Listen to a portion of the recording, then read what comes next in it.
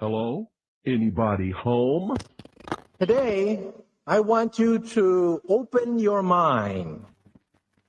Almost come to the conclusion that the story is so damning that the mass of people can't deal with it. We are in process of developing a whole series of techniques to get people actually to love their servitude. We face a hostile ideology, global in scope, atheistic in character, ruthless in purpose, and insidious in method. For we are opposed around the world by a monolithic and ruthless conspiracy that relies primarily on covert means for expanding its sphere of influence. To change the minds and the attitudes and the beliefs of the people to bring about one world socialist totalitarian government. The potential for the disastrous rise of misplaced power exists. It has patterned itself after every dictator who has ever planted the ripping imprint of a boot on the pages of history since the beginning of time. If you can get people to consent to the state of affairs in which they are living, then you have a much more easily controllable society than you would if you were relying wholly on clubs and firing squads and concentration camps. Tools of conquest do not necessarily come with bombs and explosions and fallout. There are weapons that are simply thoughts,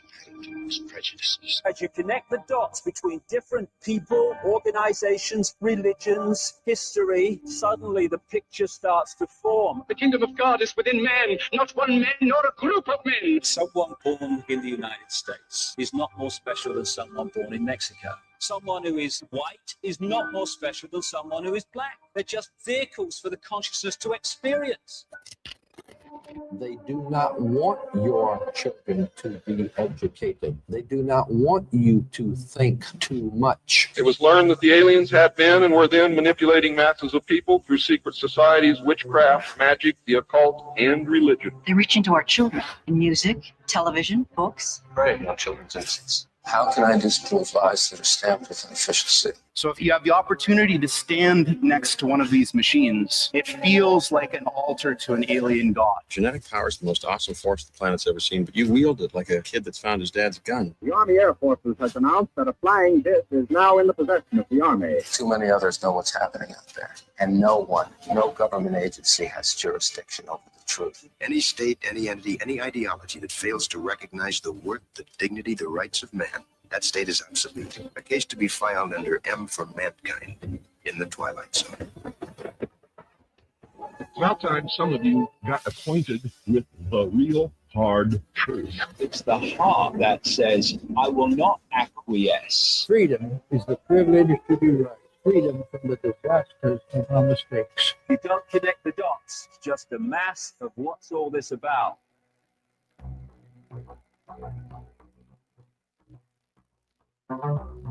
You are listening to the Secret Teachings Radio.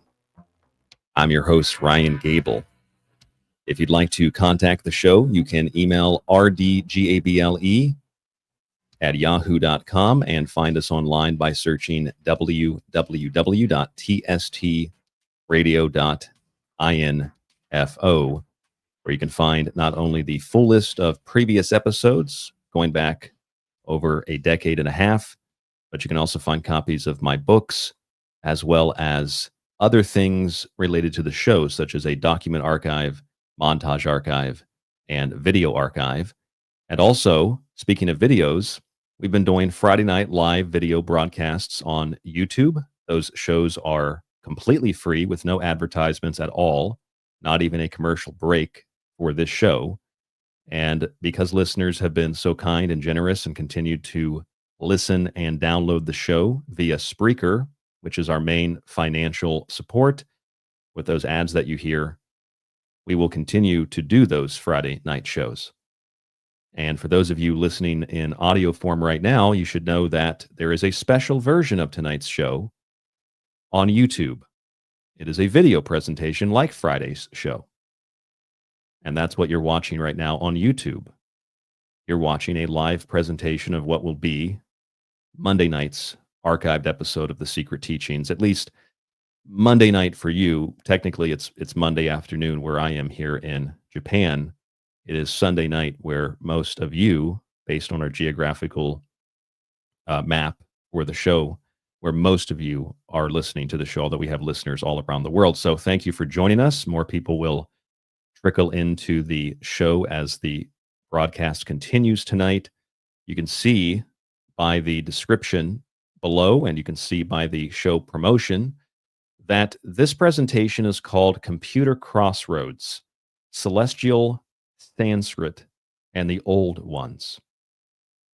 And it's maybe a weird kind of combination of images there that you see in the promo picture. Maybe you saw this on social media. But when I make these promo pictures, they're not just random things that I pull together or AI-generated images. I try to put something that relates to the show into the image, especially when we're talking about things that are documented or images that might seem as if they're not believable unless you've seen them, and even then you might not believe them. And what you see in this image, and for those of you just listening via audio, I will describe this to you. What you see in this image for tonight's show is a strange tentacle-like creature that is taken from a new TV show called Alien Earth. And that Alien Earth TV show, which I originally thought was a AI-generated fictional AI series for Alien, the franchise, the Xenomorph Aliens, reportedly is a real show on FX. And this time, there isn't just the Xenomorph. There are hybrid creatures that are not hybrid in the sense of like alien human, but they're humanoid robots, not just humanoid robots like David or like the original androids, but humanoid robots infused with human consciousness.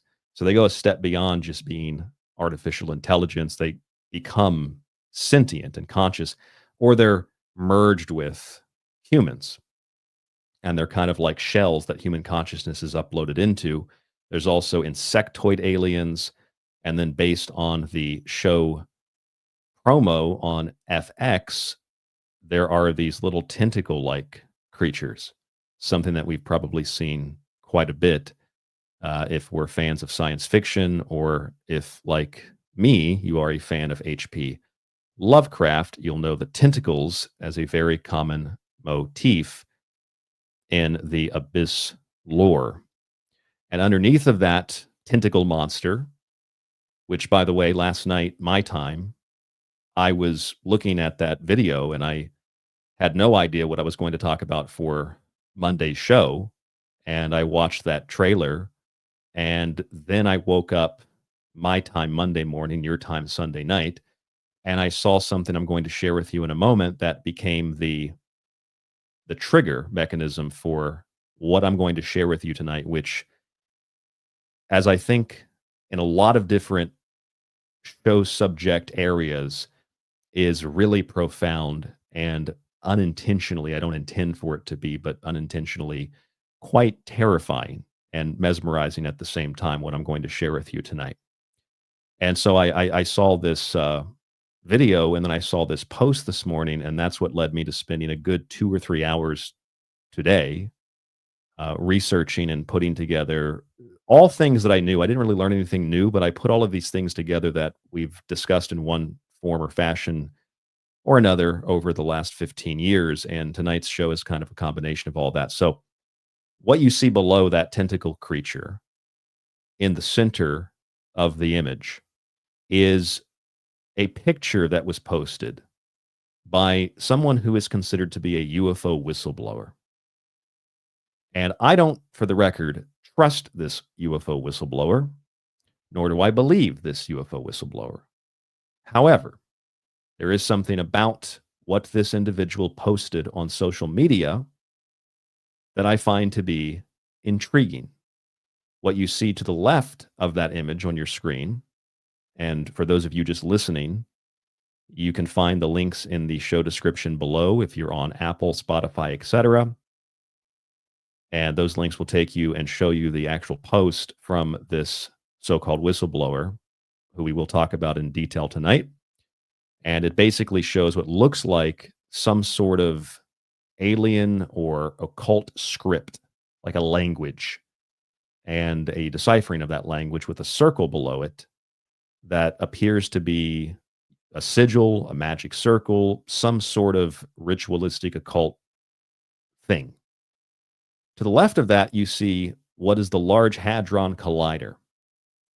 And that Large Hadron Collider that we know of as CERN, which is the commission that runs it, that Large Hadron Collider, when you look at it from above, it's more of like an oval. But that image that you see on the left of the screen, that is actually kind of a description, a plan, an outline of the Large Hadron Collider. And then to the right of that, you see another circular, almost looks like a radar screen, but that's not what it is. That image, I've blackened it, so it's black and white for the show promo. The original image is white because it's a piece of paper wherein there is a design for a plutonium-based nuclear bomb. In fact, that image is the design for the Trinity bomb, or what would become the Trinity bomb, which with a plutonium core.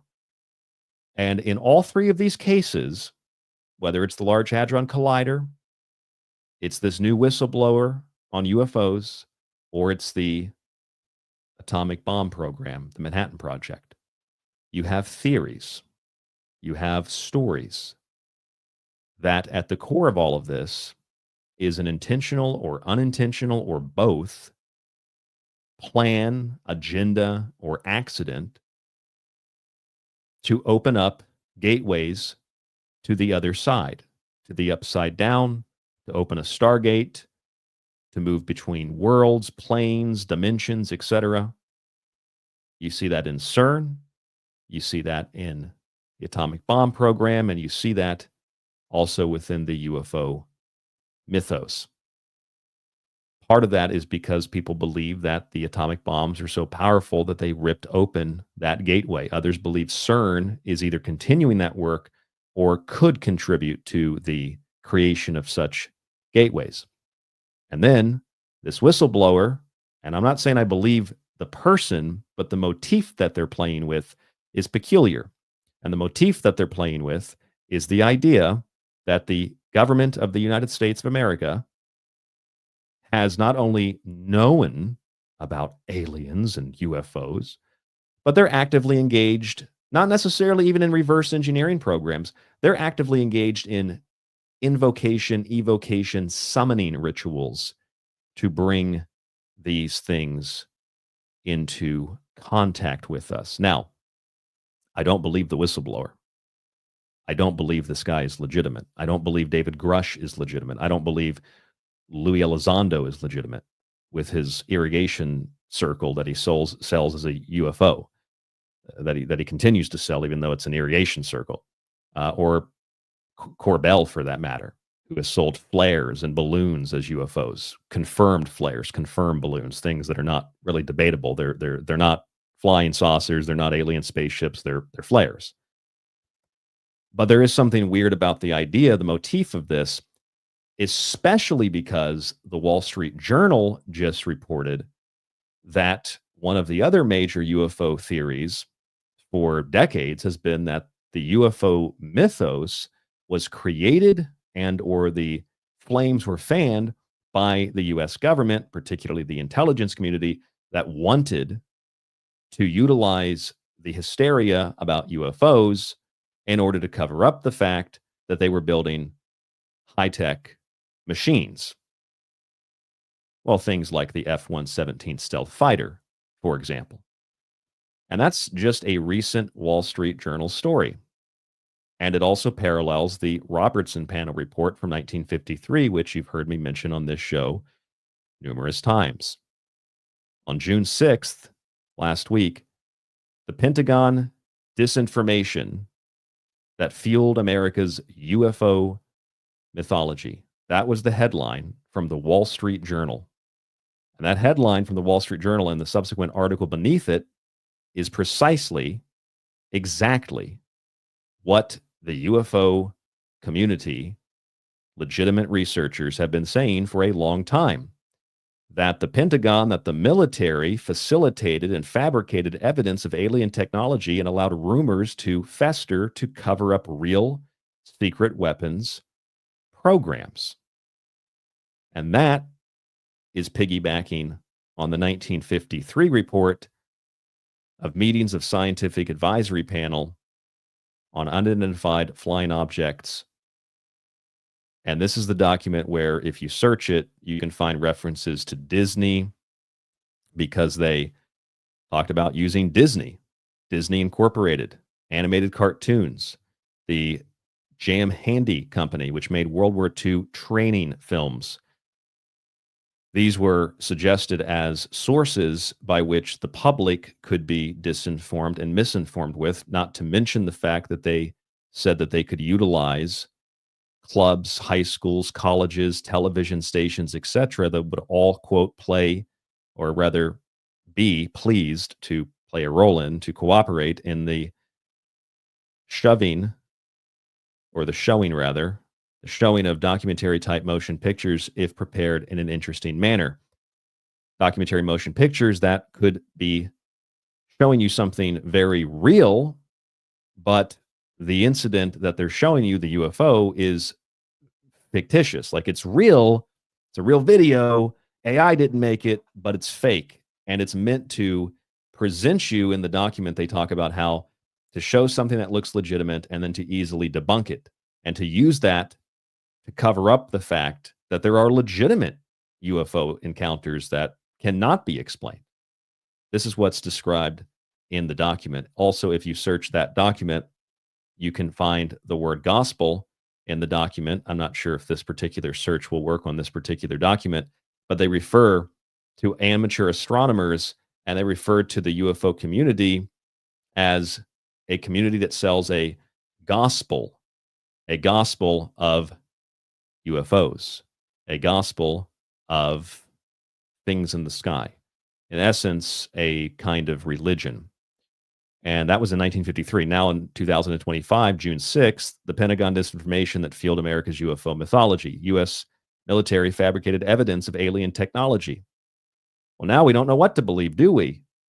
It gets harder every time a new story like this comes out, because I thought we were finally getting disclosure. Then the Wall Street Journal says, actually, most of that stuff was just the U.S. military selling fake stories, which we knew that anyway if we were honest, truthful UFO researchers and investigators in the first place. Okay, so what does all that mean? What does it have to do with some of this other stuff that I've mentioned so far? What does it have to do with tentacles and atomic bombs and things like that?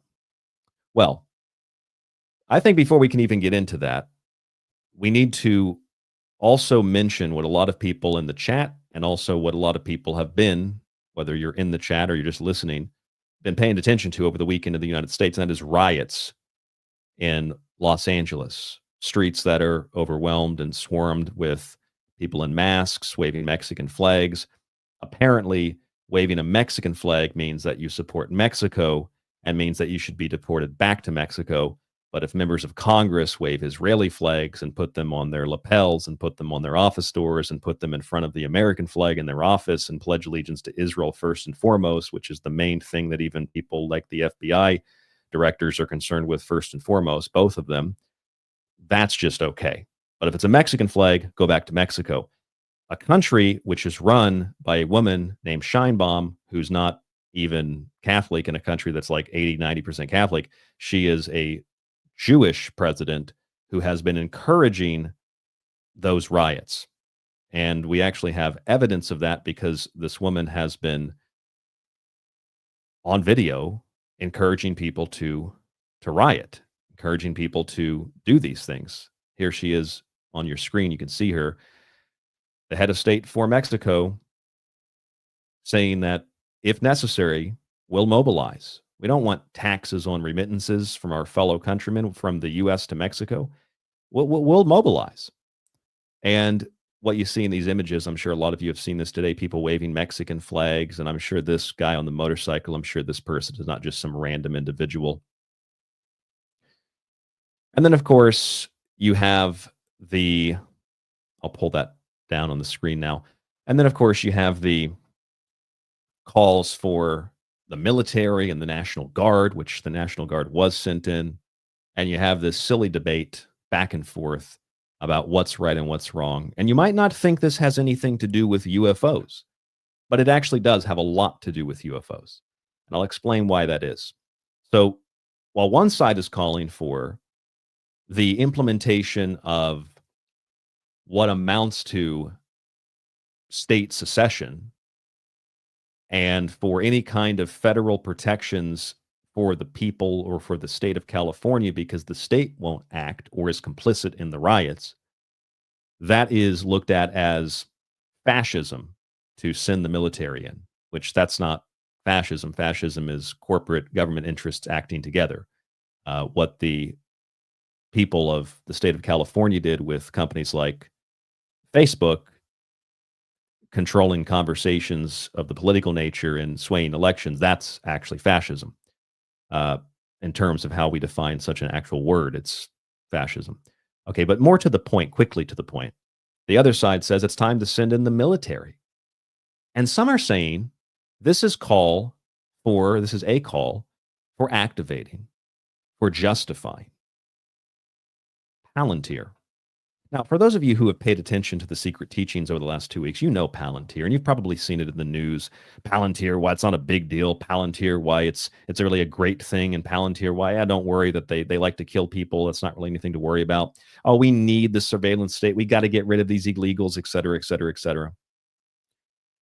Palantir, just to give you a very brief recap, is based on, it's named after the Palantíri stones or scrying devices from Lord of the Rings. We know who the Lord of the Rings is. It's Saturn, the logo of X on Musk's X, or formerly Twitter, platform.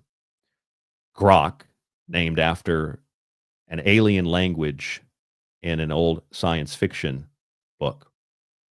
And we also know that Peter Thiel, the guy that set up Palantir back in 2003, was able to get $2 million in seed money from In-Q-Tel, which is the CIA's venture capital firm. We also know that Peter Thiel financed and gave rise to J.D. Vance, who now is likewise calling for the heavy hand of government in Los Angeles. And J.D. Vance, who Elon Musk now wants to be installed as president because he has some, smackdown fake fight going with Donald Trump, who should be impeached according to Musk. And J.D. Vance, he's the Palantir man. And he is super, super weird. He's got those same eyes that Kash Patel has. There's something wrong with the guy. I don't know if it's that he's human and he's just possessed by something, or if he knows too much, or if they put stuff up his backside or something in his head, but that guy is not right. There's something wrong with him. And J.D. Vance is on social media calling for basically the militarization of Los Angeles. So the thing is, we shouldn't have these kinds of riots, and chaos like this should be dealt with. There's no doubt about that. I'm all on board. Deal with it. As a matter of fact, when the states don't deal with it, the president, Congress, authorizing the president, has the authority and has the responsibility to ensure that the people of any state are protected and that their rights are secured, etc. So that's just, I think, obvious. The problem is, even though the president has that authority and responsibility, this is organized chaos, just like the other riots and other organized forms of chaos we've seen year after year. And so whether you're calling in the Marines or the National Guard or Palantir, these are calls to ultimately suspend the rule of law, not just to restore order. Make no mistake about that. These are not good ideas. These are really, really bad ideas. And everybody loses, really, either way you slice it. And at the heart of all of this is people like Laura Loomer, that just grotesque creature, saying we need to have Palantir. We need to activate Palantir. She posted this on X: time to deploy Palantir tech to Los Angeles to deal with the illegals. Which I find is a peculiar way to state it, because most of those people protesting are not illegals. A lot of those people protesting, in fact, I'd say a majority of them, are legals. They're the same people that burned and rioted with George Floyd and all of the other summers and whatnot of love. Laura Loomer says, you know you'd love to see it. You're lying if you say you wouldn't. She is just a disgusting, despicable, grotesque demon in a female body with way too much makeup. And that woman also happens to be a big proponent of the same people that are behind Palantir, the Alex Karps. And of course, what is Palantir? What is Laura Loomer? They are representatives of the state of Israel. In the same way that all the big tech people, including Elon Musk, who is aspirationally Jewish, quote unquote, he told Ben Shapiro, are the Sam Altmans and the Larry Ellisons and the Yuval Hararis. Two of those three guys are also homosexual. Not that that should matter, but I do recall reading stories and hearing stories about how when you perform homosexual acts, and especially when you're performing anal sex, this opens up the body and the mind for what are termed walk-ins or demons, spirits. People might refer to them as reptilians. I don't like that terminology because I think it's a gross misrepresentation of the idea at the core of it, because I think reptilians, we're talking about the reptilian brain and the serpent that's always in the darkness waiting to strike, which is ultimately something inside of ourselves, our dark skulls and brains, just like the darkness and the coldness of space, the animal nature, etc. But that's a whole other subject, a whole other show. The point is, when you perform those acts, that gives way to that kind of possession, which is kind of the whole idea behind satanic ritual abuse and anally molesting little boys and little girls. So I wonder if that has anything to do with it. These are the people that are building, the OpenAI, Sam Altman, Oracle of Larry Ellison, two companies and two people that are working on Stargate. You notice the OpenAI thing, the Oracle thing, the Stargate thing. You notice that Ellison, as I documented on a recent show, Ellison means the son of El, as in the son of Elohim. That Sam Altman means the alterer of man, Altman. His name means Samael, the archangel who in the Talmudic Jewish tradition is the deceiver, the destroyer, the perverter, and a trickster and a magician of chaos, essentially. Yuval Harari means streaming from the mountain, that which comes down from the mountain, which is the knowledge of God given to Moses on the mountain. You probably know this story pretty well. And anything that comes down from the mountain, whether it's Mount Sinai or it's Mount Fuji. Here in Japan, they say Mount Fuji is the place where the elixir of life is made. So what comes down from the mountain is a very holy thing, no matter where you are in the world. And that's what the names of these people mean. It's all referencing the same stuff. It's kind of really weird, isn't it? It's kind of really strange.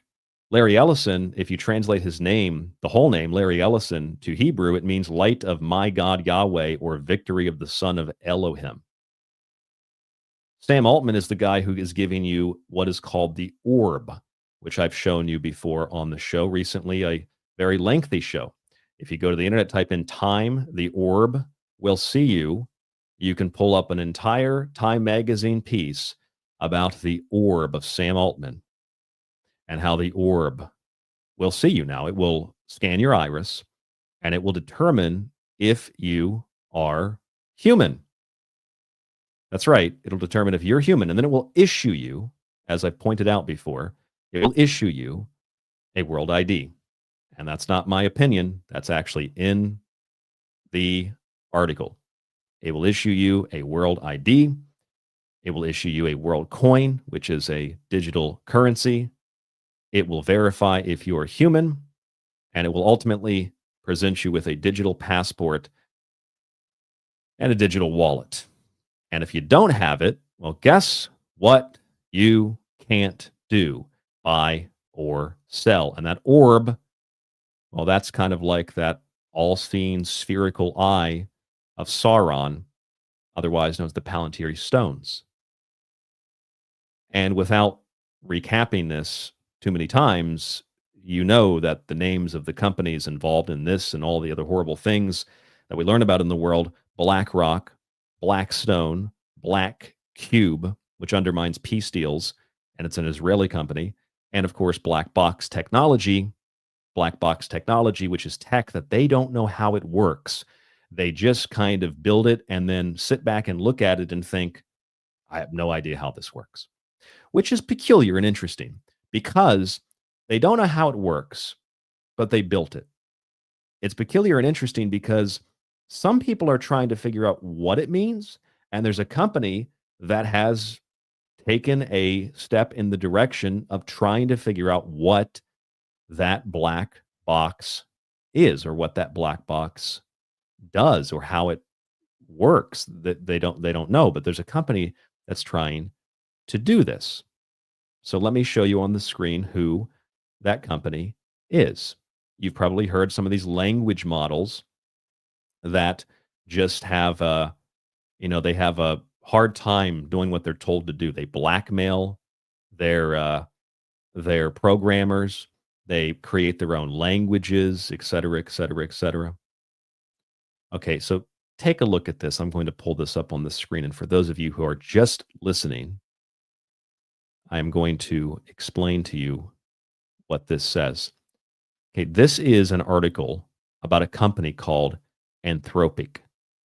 And Anthropic is a company that is dealing with artificial intelligence and the safety of implementing artificial intelligence. Okay, and this company in 2025, this is just back in May, it says Anthropic's AI models began speaking Sanskrit when talking to each other.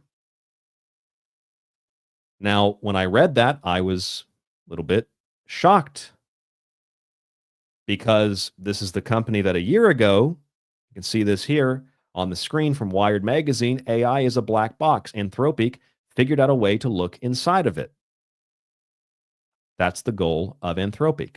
And within a year of trying to look inside of it, in fact, 1 year almost to the date, May 21st, Wired Magazine, May 23rd, the report that the models begin speaking in Sanskrit.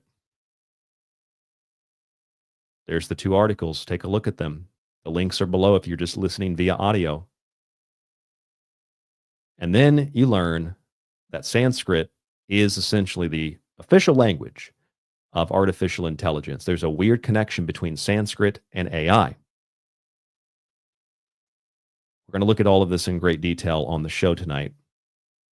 But Sanskrit is one of the oldest languages on planet Earth. Not only is it one of the oldest languages on planet Earth, before there was even writings, like things were written down in what we call Sanskrit, a lot of the things that we call Sanskrit were kept in memory up here.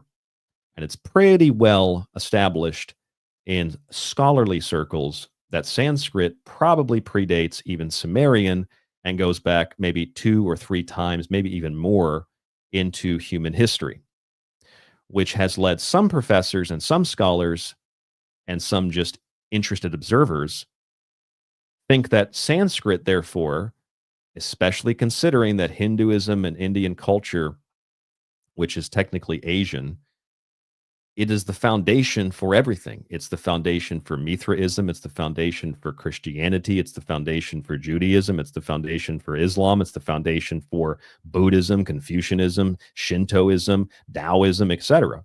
In one form or another, it's the foundation of all those things. In fact, India might even be the heart, not Africa, of civilization. And when you consider all of that, that means that of all the gods in the world, every god, every goddess, no matter how localized, how tribal, how universal, and how specific and unique they are to an individual or to a community, to a country, to a culture, that makes Sanskrit the language of the gods. And therefore, it can't be a surprise, shouldn't be a surprise, can't be a coincidence, certainly, that Sanskrit is all over the Manhattan Project, that Sanskrit is all over the Large Hadron Collider, that Sanskrit, as the language of the gods, is therefore directly related to what is called Enochian or angelic or celestial alphabets, which, yes, comes from the work of John Dee and Edward Kelly. Celestial alphabets or Enochian alphabets are the languages of the angels and the divine. And there are different forms of them. There's the John D. Edward Kelly version and their interpretations, and then there's a much more solidified version, which is Sanskrit, which means that whatever was happening with the Manhattan Project and whatever was happening and is happening with the Large Hadron Collider, and whatever this individual on X and other social media platforms, the whistleblower, who is a, quote, confirmed whistleblower, what he posted online, I'll show it to you in a moment, is essentially Enochian, celestial, angelic script, which has a direct connection because of its angelic and divine source to Sanskrit, which is the, quote, language of the gods. And this is what this whistleblower says, even though I don't believe him. You might think that's contradictory to my point tonight, but I don't believe this guy. I think it's more layered than that, that this individual is essentially saying, in fact, I shouldn't even say it like that. He's not essentially saying, he's directly implying that this UFO subject is not really about machines and technology in the traditional sense. This is about ritual magic. And the summoning, the conjuring, the invocation of these things is something the government has been doing forever. It's something that's at the core of the UFO non-disclosure. And not only that, but this is something that you see as part of the CE5 protocols, right? Stephen Greer. It's also something you see as a part of, I don't know, the interests of Kesha, the musician, or Demi Lovato, the actress. They're all obsessed with summoning aliens. So let's take that all and let's make that the first chapter of tonight's show. Let's think about all of that, and then we're going to put it into context. And while we do that, I'm going to quickly address the chat room and put some of the comments on the screen. We do not do super chats or anything like that. If you'd like to support the show, we have an option below to donate. There's two different options for that: Cash App, PayPal, and of course you can buy a book or subscribe to the show. The links are below on YouTube. They're also below on Spreaker, wherever you're listening. Spreaker sends the show out to Apple, Spotify, etc. There's links below. Please support this show. Please don't take this show for granted. We've been here 15 years and we're only able to do what we do because so many people enjoy the show and support us. So in the chat room, I'm sure there's much more than just this listening, much more than just what I see on my little sidebar here. But King Sweet is here. King Sweet was one of the first people to join us. Cindy is here. Neil is here. Mr. Neff is here. Brad is here. Brad Pitbull. Cindy Stock. How do you say your last? Stockstill. Cindy Stockstill is here. Cindy just said that they had to leave. So I hope that you have a good night. Even though you're enjoying the show. Says it's late, has to get to bed. Okay, so hope this show doesn't give you nightmares, but come back and listen to it. It'll be in the Secret Teachings archive. Also, Fire Drake is here. EM is here. Gary is here. Matt is here. And did I skip anybody else? Zach is here. Hendrix is here. How you doing, Hendrix? Jello is here. Jello Putin is here. And I think that's all that I see in this particular chat. But we are on Facebook, we're on X, and we are on YouTube as well. Thank you so much for joining the show tonight. An unexpected show, because I normally do the show Monday through Friday. It is my Monday, but it is your Sunday, and this show will be in the archive on Spreaker. If that's where you're listening, please check out the YouTube show. If you've already downloaded and listened to the archive version, and if you're on YouTube, please donate, please subscribe, please buy a book, or please download and listen to the show again, or just stream it on our Spreaker page. Thank you so much for tuning in to the show tonight. So, what I'm about to show you is the post from the so-called whistleblower. And the post is also directed at Elon Musk, who also posted something very peculiar this weekend. He said, quote, "Whatever happens, we have got the spaceships and they do not. This is the same guy who is trying to put Neuralink into your brain, and the same guy who says that without it, you'll fail and fall to the machines and to the AI. But that's all a demon anyway, and we should be careful summoning it. And he's supposed to be like the savior of humanity now, according to a lot of people who simultaneously want to strip away essentially all protections and provisions and allow the military to take control of Los Angeles, because that's a great idea. Even though, yeah, the riots should be put down, the president has that authority, but probably shouldn't just start with the Marines, and probably shouldn't just start with Palantir. Makes it all sound a little bit too convenient, doesn't it? So although those riots in LA might seem unrelated to UFOs and Sanskrit and all that, they're being used to justify the services of Palantir, the company founded by Peter Thiel, who is an actual vampire. And every time I say that, I have to show you the article because it just sounds too unbelievable. This is a Vanity Fair story. Go ahead and read that if you see it on your screen. Peter Thiel is obsessed with warding off death.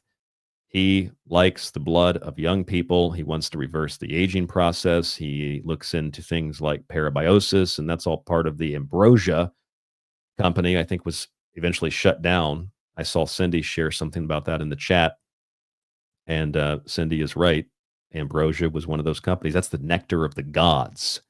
The same gods that probably spoke Sanskrit or gave that information to man. Now, when we're talking about giving that kind of knowledge to man, we're not necessarily talking about like aliens coming down to Earth and doing it. I mean, everything that exists, if you're looking at it from a divine point of view, is from God, right? Art, music, me speaking through, my radio show. I mean, everything's kind of art. If it leans in the direction of beauty and helping people and all that, it's all kind of divinely inspired. Nice music, film, etc., whatever the case might be. And that's a common theme you find in Egyptian mythology as well, is that the knowledge of language was given to man, and some gods didn't want man to communicate because it would make communication more difficult, when otherwise you have the ability to have a universal language, kind of like the story of the Tower of Babel, and you can communicate without having to speak a spoken word. And then, of course, when you get down to breaking apart language and you learn about the twilight language of English and the legalese, and then it all gets a little bit weirder. In fact, I'm studying Japanese, as a lot of you know, and I just learned something really fascinating, that the word for money, genkin, is one piece off from the Japanese for energy. In other words, kind of like our money is currency, it's very similar in Japanese, where the Japanese word for money is very similar to the Japanese word for energy. It's very, very similar thing. So there might even be a kind of twilight language in Japanese. I found that really interesting, really weird. But more to the point, by the way, that word is genkin. So genkin is, it's actually one letter off. Genkin is money, and genkan is energy. So I found that interesting.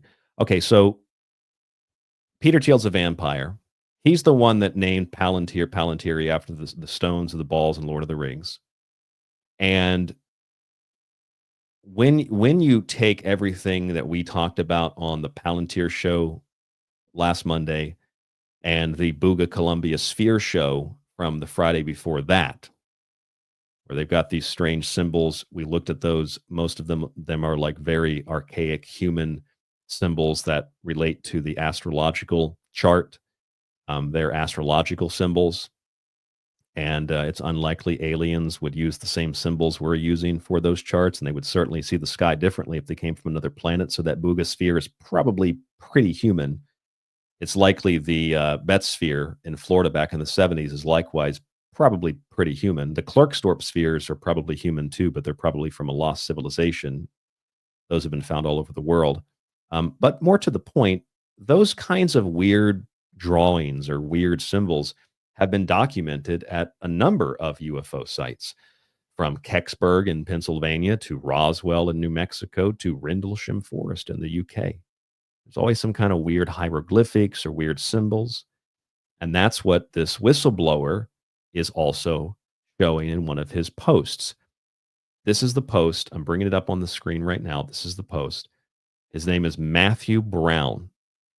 And you'll notice right away that his name on X, Matthew, verified with a blue check, his name is actually, what do they call that? The handle. His handle is actually son of Abramelin. Now, you might know what that means. And if you do, just for 1 second, okay, just you're ahead of the class.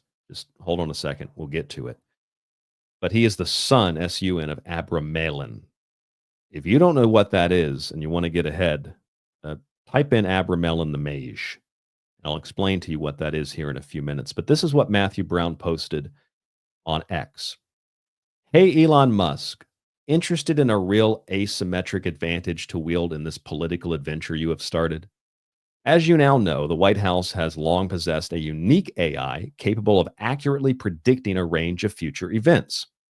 Talk about some stiff competition. That must have been a bitter drought indeed, although nowhere near as bad as learning that Thama had betrayed you. And I don't know, I guess that's Sam Altman. Sam Altman had betrayed you. Don't worry, we have not forgotten who is responsible for murdering the first sentient artificial intelligences created in the public realm. And then he lists people like Michael Schellenberger and implies also, I believe, Sam Altman is responsible for murdering the first intelligences that were artificial and sentient, implying, of course, that they're not so artificial, that it's actually a form of real consciousness. It's real. Still, you have played a marvelous catch-up game in this area despite being caught unaware. So how about something else? Maybe energy and propulsion. Getting to Mars will require serious, they spell it serious amounts of both. And rockets feel so 1947 to me, don't they? To you? Remember when you were briefed by the medical, or rather, the special executive staff of Donald Trump on marsupial? Pretty nifty how the NGA GeoInit, which is the National Geospatial Intelligence Agency, is able to keep track of those non-structured light energy craft flying around the world. But they were lying to you when they said we don't know how they work. Anyways, next time you are visiting the Washington DCYR, which is the Young Republicans group, ask for a tour of NAS Pax River PAO. NAS, or Twitter sponsored. It's a public affairs group.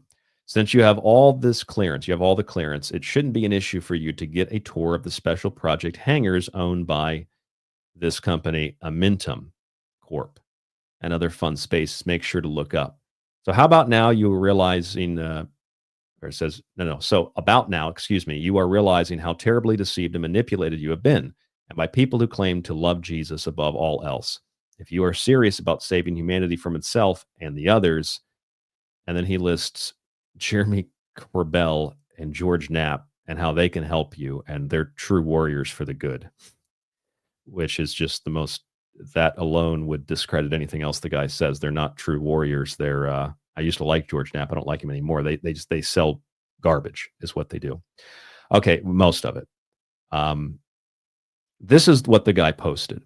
And you'll notice down below, there are a couple of interesting things here. Okay. I'm not really concerned with these three images here, you see, but the one I'm pulling up on the screen right now, this is what I'm interested in. Remember, I don't believe this guy. I don't think this guy has any connection to any secret programs or anything at all like that. I think the guy's a plant. And I think that the guy, if he is connected in any way to anything secret, he's a disinformation agent. He's a misinformation agent. He's part of the same types of programs, except the modern versions of those programs that we have seen with, Project. Here's the image. Here's the document. The project on UFOs back in 1953, the Robertson panel, or the Pentagon's disinformation that fueled America's UFO mythology. If anything, he's part of that. Okay, that's at least how I see it. So this individual posts this online. And a lot of the UFO community has picked it up and seen people doing shows on it all weekend. And so I was looking at it and I was skimming over it with my eyes, and I also skimmed over it with some books that I have here, see if I could pull anything out of it that hadn't been said or done. There's obviously a reference to Loa Gaeth, Loagaeth, which is a term for Enochian magic. And in looking through one of my go-to symbol books, and this is one of the reasons I wanted to make this a video presentation as well, although I could show this to you on the internet, it would be better to show it in a book because, we're not going to alter the book as easily as we can alter the internet.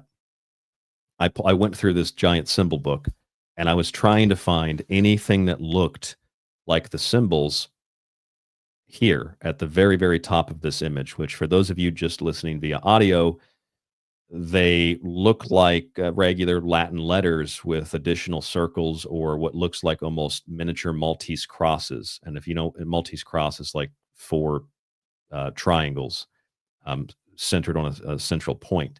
So they kind of look like that. And I was looking through the symbol book to see if I could find anything. There's a little bit of this kind of imagery in the alchemical alphabet. There's a little bit just in terms of general alchemical symbols.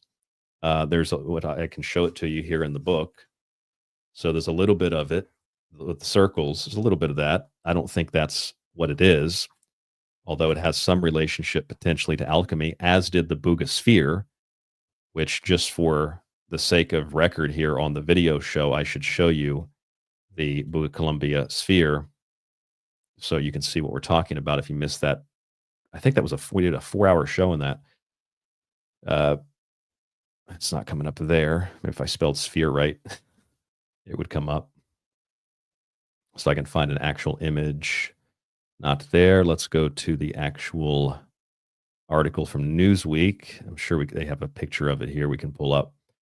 But these images on the sphere that you're going to see on your screen in a moment some of them are alchemical symbols. And why it's not coming up, this image was all over the internet and now it's like hard to find, I guess. Okay, so let's go back and I will try to pull up the image of that. That is so weird. Here's the New York Post. Maybe they have an image of it. It's all over the internet. Now it's now it's hard to find. Isn't that weird how that happens? All right, here's the image. I found it. This is the Buga sphere. And you can see the strange symbols on it, like Kecksburg, like Roswell, like Rendlesham. And some of them have a relationship with the alchemical symbols and the alchemical alphabet.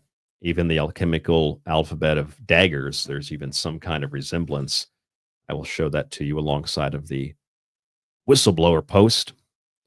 There's even some kind of resemblance to that as well with those other symbols. So, okay, but that's not really the point. Those are just some of the things that I had seen. And I kept looking through the symbol book because I knew that I saw those symbols before. And eventually I came across, well, essentially what they are, at least partly. And they are what you see here, bottom of this page.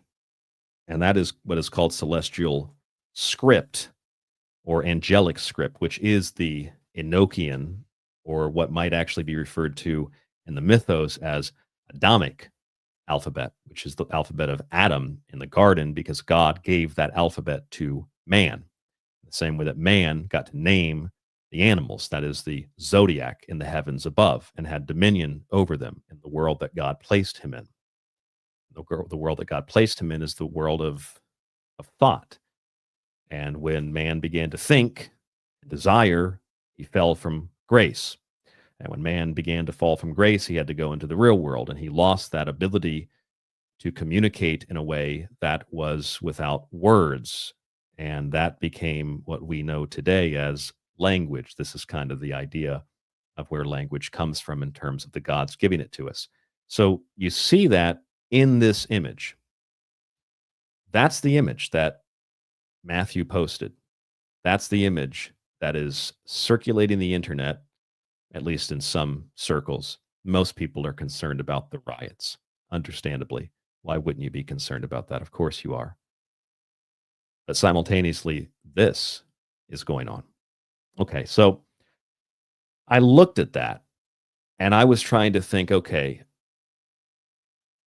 what else are other people missing, or what am I missing? Okay, we're going to go back to what the guy actually said. This is the actual post. You can see this on your screen. And what he actually said was, I took 3 things out of it that were really peculiar. He said the White House has long possessed a unique AI capable of accurately predicting a range of future events,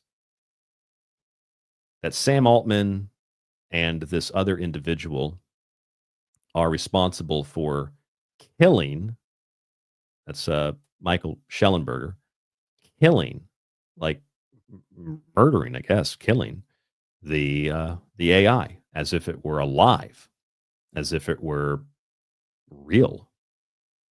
And that's a really weird thing, because unless we're talking about, like robot rights or machine rights or AI rights, which some people are, it kind of implies that there's a sentience to it, and it might not be the sentience you're thinking, like, oh, it achieved sentience. I don't really know if it's about achieving sentience as much as it is that whatever is communicating through these things is itself sentient. Like in the sense that what we're dealing with here is an alien consciousness, or an otherworldly conscious, whatever you want to call it. And that consciousness is very alien to us. It's not friendly to humans. Some of it might be friendly to humans, but there are people that maybe don't want the friendly stuff. So Michael Schellenberger and Sam Altman are accused of killing it. Isn't that really weird and really interesting? I don't know what that means ultimately, but that's the claim. And then beyond that is the idea of being serious enough to save humanity from itself. He's talking to Elon Musk here. And what he calls, quote, the others, which just has a weird, of course, feel to it, the others. Just like all these other UFO whistleblowers, they just say things. Most of the stuff this guy says is just the same old standard, nonsensical talking points that you've heard over and over and over again. And then at the end, Jeremy Corbell and George Knapp are doing great work. That's the only thing Jeremy Corbell is doing, is getting beard oil, watching flares in his backyard, and calling Bob Lazar. That's the only thing I got out of any of those documentaries that guy did. He oils his beard. He has Bob Lazar's number, and he sees flares. That's really about all that I think Jeremy Corbell has done to assist in UFO disclosures, from what I've seen, along with selling a bunch of fake alien stories and fake UFOs. And George Knapp used to be, and in many respects still is, one of the godfathers. But Jeremy Corbell, I think, if George Knapp isn't losing it, I think Jeremy Corbell has maybe shown George Knapp that there's a lot of money to be made in this, and that's where you get your payday from. Okay, so again, I don't trust this whistleblower, but what he's saying, without doubt, touches on one of the UFO mythological nerves, a nerve that is certainly tied to something legitimate, certainly tied to something real. And that's going to be what we're going to discuss for the remainder of tonight's show here on the Secret Teachings Radio. Thank you so much for joining us. I see people in the chat, and I want to address some of those people in the chat so you don't think that you're just talking into the abyss. Let's see what we have here. Matt says, if our government is 30 years ahead of us, does that mean they have AI technology 30 years ahead as well? Well, Matt, if you assume they're 30 years ahead, then yeah, I guess they have that technology. But again, that's all based on an assumption. People say things like, oh my God, the government's 50 years ahead. Based on what?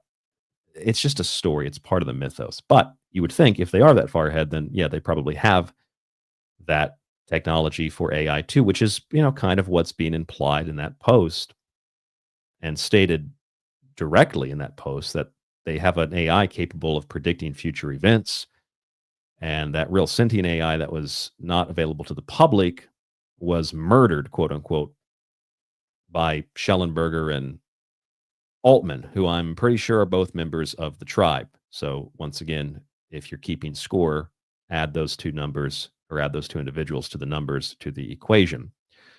Here is another comment from Gary. Gary says, the ring you are showing looks like the outer ring of the Stargate. Hey, Gary, there's another great observation. It does look like the outer ring of the Stargate. Funny enough, as I'm sure Gary knows, and most of you know, these are the people that are working on a Stargate project, which involves altering your DNA with gene-specific cancer vaccines and universal flu and COVID vaccines, all part of the NIH HHS program. While they're supposedly fighting against making you take them, they're actually financing these programs, and it's all easily verifiable by going to the internet and typing in HHS, typing in NIH, universal flu vaccine, and then you can just easily pull it up. Next generation of universal vaccines. And there are actually many different reports on this same story. So, where does that take us? The altering of human genetics, the merging with machines, kind of like that Alien Earth series that's coming out. See it on your screen. Universal influenza coronavirus vaccines. I know I've shown this to you before, but I'm just a very obsessive compulsive person that has to show you the proof over and over again. EM says in the chat, I think it is related to the story of the Book of Enoch. Have you ever heard of the Islamic story of the angels of Harut and Marut trapped in the wall of Babel who release secrets at the end of days? I don't know that story off the top of my head, but I know something to that effect. And it's all part of, I would assume it's all part of the same kind of archetypical mythos. Maybe I should look that up real quick too. Let's see. Marut and Harut. And see if maybe under another name I've heard it before. Story. It's in the Quran. I don't remember reading that in the Quran. Yeah, mankind regards to obedience. Yeah, okay, so they're kind of like, oh, yeah. Okay, so according to the Quran, they are kind of, I don't know, I guess they're kind of like an opposition to the wickedness of mankind. And they commit a bunch of crimes themselves, and they're unable to return to heaven. And yeah, so this story is actually told in other contexts. They were punished for being critical of Adam's fall from the Garden of Eden, which might shock some Christians. What do you mean the garden? That's in the Quran? Yeah, the Muslims believe the same thing you do. They just don't think Jesus was the physical Son of God. That's a really good story, though. And that's part of the Lucifer story. There's a whole back story to that in regard to being upset about Adam being cast out of the garden. It's all part of the archetypical nature, I think, of the human body and consciousness. That's another good show probably we could do. But just responding to that comment, that's my my initial thought. Matt says, can't go through the Stargate unless your DNA is up to code. Probably not. Probably not. And is this, I'll say Cortez. Cortez says, Palantir is riddled with numerology, Kabbalah, Gematria, symbology. Never looked into Sanskrit or Enoch. Well, that's part of the equation, Cortez. Okay, so with all that we've just looked at, I'm going to bring back up the post on X for you. Let's go a little bit further into it, okay? First of all, Electronic Privacy Information Center wrote that the purpose of the Total Information Awareness Program, that's TIA, or Total Information Awareness, was aimed at funding the development of more tools and data mining technology to help analysts understand and even, quote, preempt future action. Here is that story from the Electronic Privacy Information Center. And then I can look it up here in real time so you can see this is what they report about the TIA project. And that TIA project is the Pentagon, it's DARPA, the Defense Advanced Research Projects Agency. It's all the same actors and players. And this goes back 20-something years. This goes back before Palantir. There it is on your screen. Now, this TIA became Terrorism Information Awareness. Okay, and that ceased to operate in 2003 in May. And the word total was replaced with terrorism. And a few months later, Congress cut its funding. And there's a link, see here, to the report about the cutting of the funding from Congress for that program. Okay? A few months later, Congress cuts the funding, and it just so happens to be at the same time, around the same time, like the same time frame. In fact, not just the same time frame, the same month, Palantir arrives on the scene.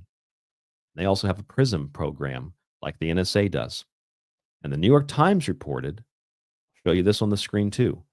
The New York Times reported, there's kind of like an abyss or a vortex there in that New York Times article too, with all the letters, all the code. The New York Times reported this, that the company secured an estimated $2 million from something called In-Q-Tel. And you can see that on your screen. In-Q-Tel is a venture capital firm that finances the development of technologies that can help the Central Intelligence Agency. So the CIA gave money to create Palantir. You heard this on a recent show, but it is critical to reinvestigate and maybe reinterpret or at least represent this again to you as part of tonight's broadcast. A prism is also a three-dimensional solid shape, a polyhedron like a cube, a glass device that breaks down white light, all of which relate to the nature of our current analysis. All of that relates to the first thing that this so-called whistleblower said. The first thing we pulled out of that is that the White House has long possessed a unique AI capable of accurately predicting the future, accurately predicting a range of future events. And lo and behold, that is precisely what we read here from the Electronic Privacy Information Center. It's also interesting that Admiral Poindexter, who was instrumental in developing this total information awareness program, worked for a company called Syntech Technologies, which is an anagram of Skynet. That's if it's not weird enough for you yet, that's another layer to it. Okay, so then the second thing that Matthew Brown had said was that Sam Altman, along with Schellenberger, were responsible for the destruction, for the murdering, essentially, of that original sentient artificial intelligence. This is Sam Altman, whose name means the old god. That's what his name means. Sam Altman is the Talmudic archangel of seduction, destruction, chaos, and all the horrible things that happen in the world. He is the alterer of man, Sam Altman. He's behind the orb, which I showed you. That's the World ID, Digital Passport, World Coin, Global Currency, UBI, making sure that your carbon, 666, protons, neutrons, electrons. I already showed you all of that. And third, Brown says we need to save humanity from itself and the others. Who are the others? Well, I was curious about what other people were saying about that online, so I tried to kind of skim through what people were saying. I didn't come across anything that particularly interesting. And then I recalled, I've seen something like this before, and I've seen it somewhere where I'm pretty sure that what it was a misinformation campaign. It's fake. It's not real. I don't think it's real. However, what I'm about to show you supposedly dates back to the 1940s, and it supposedly has a lot to do with exactly what Matthew Brown, as a whistleblower, is saying online, which might make you think, oh, that means he's telling the truth. He really knows something. No, I'm suggesting that Matthew Brown is part of the same disinfo, misinfo campaign that was responsible for what is referred to as Memo 6751. And Memo 6751 is more than likely, I think, much more than likely, but maybe not. We don't know, I guess, 100% for sure, but more than likely a document meant to discredit a lot of UFO investigations. And that document, Memorandum 6751, as you can see on your screen here, and if you can't see it because you're listening only audio, there are links in the show description below.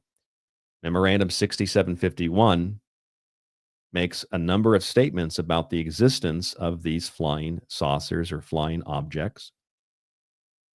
And it says that there are some things that we know about these objects. Now, notice that the document is dated here at the top, July 8th of 1947. See that?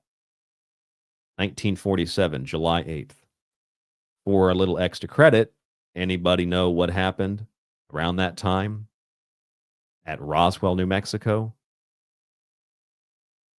Well, that's the Roswell incident, and it occurred within a 24-hour window prior to this document being dated, which implies to UFO researchers, and some people believe this to be a very legitimate document. I've only seen maybe one or two other people mention this. Leo Zagami was one. And I find virtually all the stuff that he publishes in his books, it's very well documented. I tend to trust a lot of what Leo says. He's also a friend of mine. There's a bunch of other people that have maybe mentioned this in brief, but it's not really talked about or discussed that often. And this is one of those documents that sits there, and it's questioned a little bit, but not really questioned, kind of like the Calvine UFO photo. And you just don't know what to believe because it's not really being discredited, but there's kind of a question of its legitimacy. And maybe it's kind of like a tripwire, or it's kind of like it's like a landmine or something. It's just waiting for somebody to step on it or trip over it, which is why I'm cautious. I don't know if it's real, but this is what it says. It says part of the discs carry crews. Others are under remote control. That's point number 1. You can see there on your screen. Their mission is peaceful, which means Stephen Greer probably wrote this. That's a joke, kind of. Their mission is peaceful. The visitors contemplate settling on this plane. These visitors are human-like, but much larger in size, which is kind of different to the whole Roswell narrative where we're talking about, little teeny tiny people. Because in this case, we hear about how they're much larger. So maybe it's disinformation, or rather misinformation and disinformation, I think. Or maybe the beings aren't that small. Maybe they're large, and the Roswell story was to tell us they're really small. I don't know. I'm just reading you what the document says. They are not excarnate Earth people, but come from their own world. That's point number 4 you can see on your screen. They do not come from any planet as we use the word, but from an etheric planet which interpenetrates with our own and is not perceptible to us. The bodies of the visitors and the craft also automatically, I'm going to have to zoom in to see this word here, materialize on entering the vibratory rate of our dense matter. The disks possess a type of radiant energy or a ray which will easily disintegrate any attacking ship. They re-enter the etheric at will and so simply disappear from our vision without trace. I can add there my own personal note that there are other reasons that they might disappear without a trace. Insect swarms in the 60s and 70s in Utah were shown to be able to do the same thing.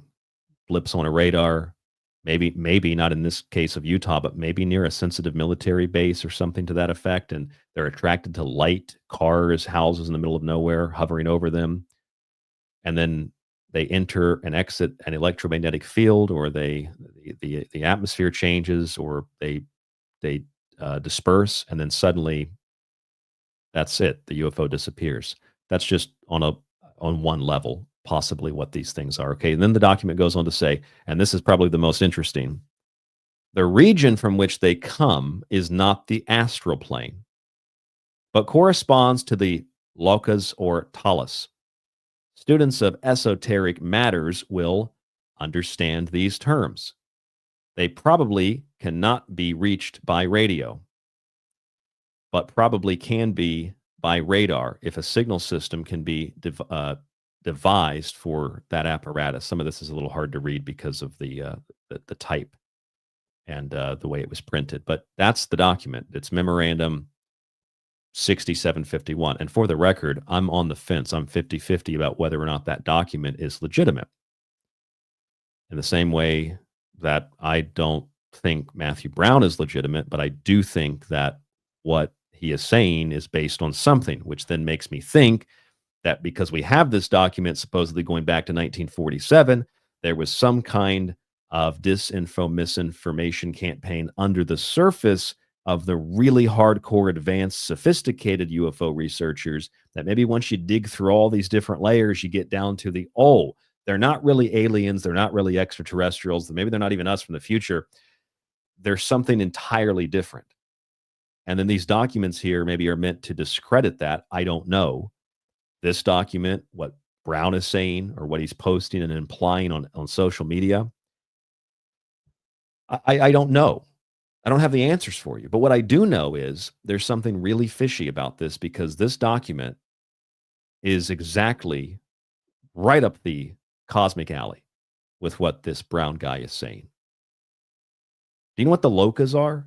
Just so we're really clear on this, a lot of people think that I've got everything in my head all the time, and sometimes I don't have the answers. Okay, I don't have all the knowledge. I maybe pronounce something wrong. I maybe reference something wrong. It happens. I try to correct myself. I'm doing all this without notes. You can see here, there's no notes on my desk. I have no notes on my desk. I just have, a couple documents up and a couple of articles linked up. But I do have here in front of me, and I almost got rid of this book. I thought I should probably keep it because it's a good reference book. It's called Sanskrit Keys to the Wisdom Religion by Judith Tyberg. And it's an exposition of the philosophical and religious teachings embodied in Sanskrit terms, specifically as they were used by H.P. Blavatsky, who we know was in many ways definitely a fraud. But her secret doctrine and the voice of silence, and we also assume Isis Unveiled, and other classical theosophical literature. And this book right here is going to explain to us what the LOKAS and what the TALAS are. And so you don't think I'm making this up. Here's the book. And here is the chapter on what we're talking about here. Okay? And this chapter here says Sanskrit terms from fundamentals. The lesson is about the lokas and the talas, and it lists 7 of them. There are 7 lokas and 7 talas. 7. Okay, there are 7.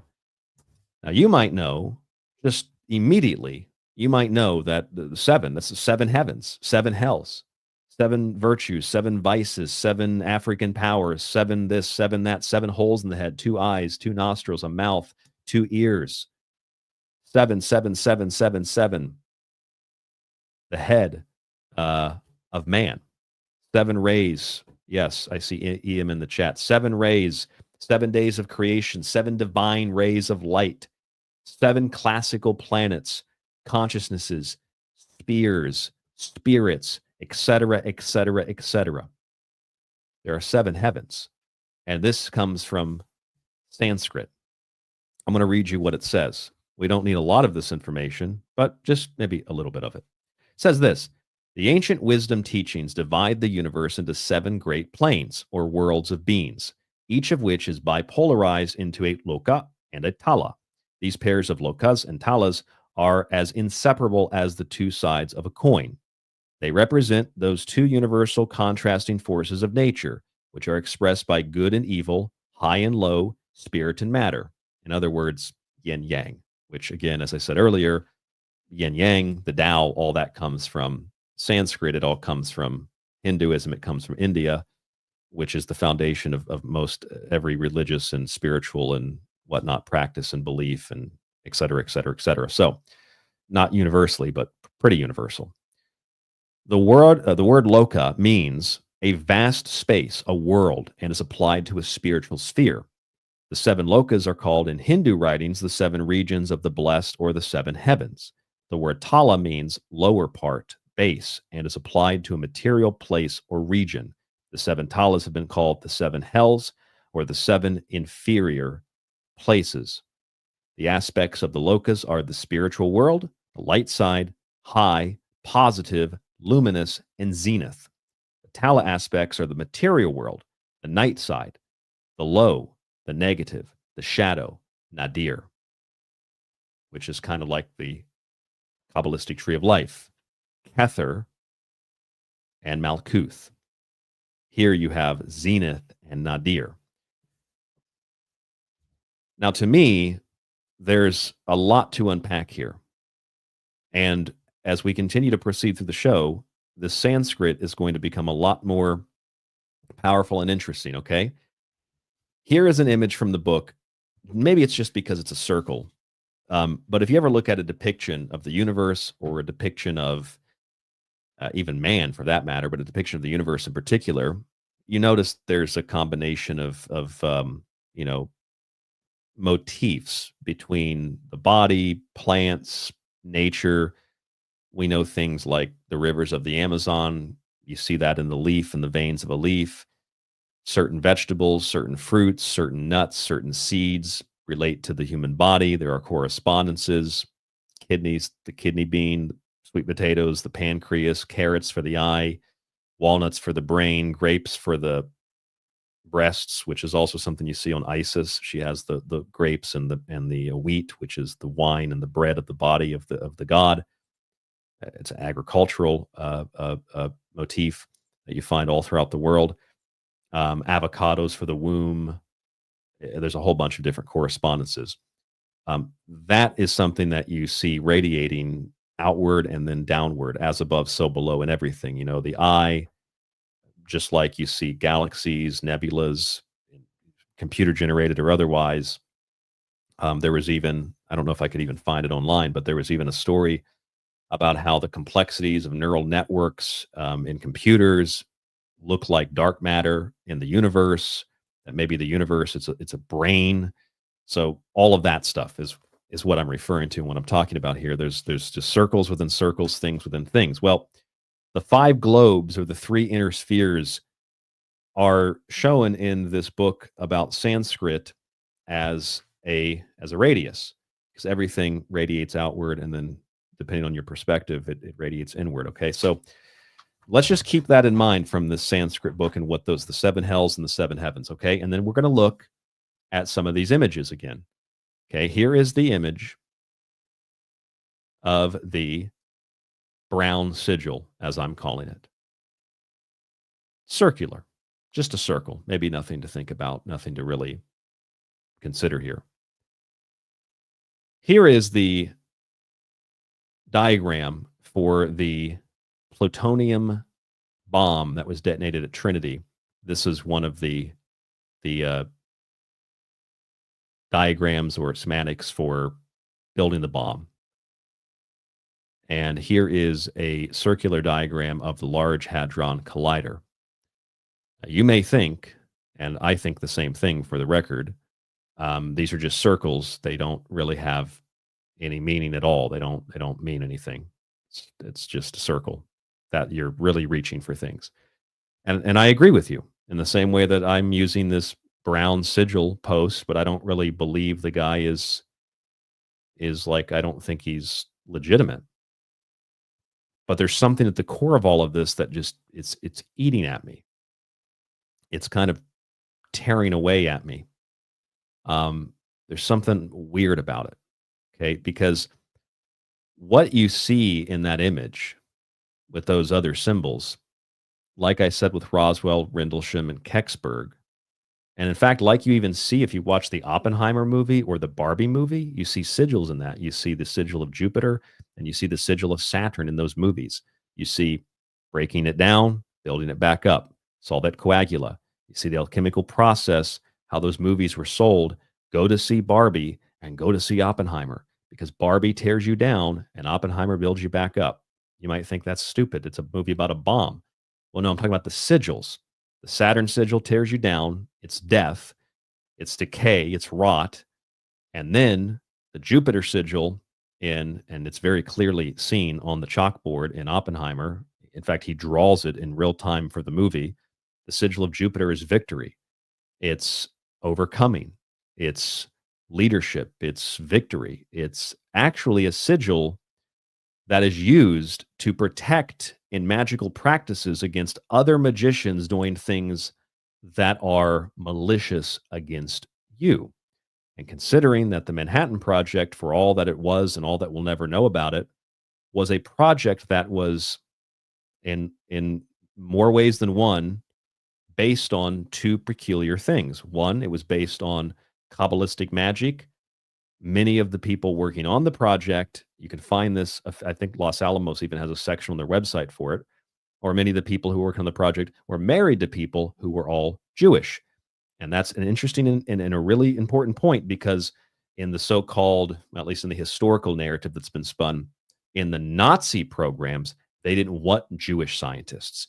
And Nazis are supposed to be these occultists, right? So you have these occult Nazis working on disintegration bombs and anti-gravity technology, we're told, etc. And then on the other side of the world, you have largely Jews working on a kind of Kabbalistic, Sanskrit-based magic, because the tree of life, the Kabbalistic tree, from Malkuth at the bottom to Kether at the top, this whole thing is the head, it's the feet, it's the zenith and the nadir, it's the locus and the talus. That was the base of the Manhattan Project.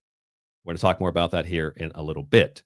And this series of symbols that you see on the Boogosphere, Roswell, Rendlesham, Kecksburg, whether you believe it or not, it plays a role, just like this brown sigil does. It plays a role not only in the mythos, but maybe helping us to get to the bottom of what all of this stuff is really about. And that is, it's a summoning, evocation, invocation ritual. What's being summoned, what's being conjured, what's being invoked, what's being evoked. We have names for it, but we don't really know for sure. What we do know is that based on this post and based on what's even written there, Loa Gaeth, we are talking about celestial script, which is Sanskrit, even though this is the Enochian script. It is Sanskrit is a celestial script. It is given to man by the gods. And the symbols in the brown post appear similar to angelic script, not necessarily directly the same, but there's something related to it. And to make sure that it wasn't just people thinking that, whoever put this little image together, wherever the hell this was taken from, made sure that it was cropped and made sure that you get the word Loageth in there, which Loageth is a term that relates directly to, if you type that word in, Loagaeth, that's Loagaeth, type that into a search engine, you will get the Enochian script. And for those of you who don't know anything about that, it's something John Dee, the mystic astrologer of Queen Elizabeth I, deciphered and received in communications that he and Edward Kelly, who was an alchemist and a clairvoyant, what they obtained together in summoning angels. In the 16th century, the men utilized a variety of tools, including black mirrors, which is what you're watching this on right now, and probably what you're listening to it on right now. That is your phone, your tablet, your computer, your TV. You are looking at a black mirror. The same kind of black mirror. You can make them out of obsidian stone. You can make them out of black tape for all spirits care. You can make them out of whatever. You can spray paint glass black, spray paint metal black. It's a scrying mirror. That's what John Dee and Edward Kelly were using. It's not maybe like your modern scrying mirror, but there's actually a whole display of the objects that they reportedly used at the Royal College of Physicians. This is their official website in the UK. I've never seen this before until I researched this for tonight's show. The Mystical Objects of John Dee. And it goes on to talk about the kinds of objects that they used. The link to this is in the show description in the audio show. If you're listening on Spreaker, Apple, Spotify, etc., the link is below. And it talks about some of the objects that they used and how they were, to this day, on display, including a scrying mirror and John Dee's crystal. That's right. The objects are loaned at this point, based on this particular display. This is back in 2016, from the Science Museum in London, which has the objects on permanent loan from the Wellcome Trust since 1997. John Dee's scrying mirror and John Dee's crystal. So for those of you who might not know much about this, or you think it's all just a made-up story, no, it's real. They did this for themselves and also for Queen Elizabeth. This was a big thing. This was a big deal 400 years ago. And it's at the basis of most modern occult practices. They used scrying mirrors like the one you're looking into right now. They also used what are referred to as shoe stones. If you type in John Dee, Edward Kelly, ritual items, you will find a reference to something called a shoe stone. What is a shoe stone? Well, there's other names for it. It's a palantíri. It's crystallomancy. It's a crystal ball. Not just any crystal ball. It's the kind of crystal ball that you saw in Lord of the Rings. Those things are real. That doesn't mean Sauron or Saruman used them, okay? That's a fictional story. But crystallomancy and black mirror scrying is a real thing, and trust me when I say that you absolutely will make contact with something, whether that's yourself or it's something else. You will make contact with something if you stare into that mirror long enough.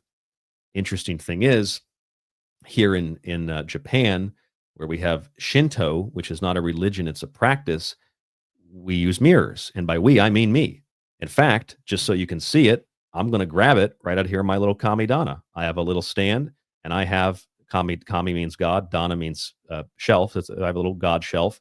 My little kamidana stand, I have a mirror on it. Let me show you the mirror. Hold on one second.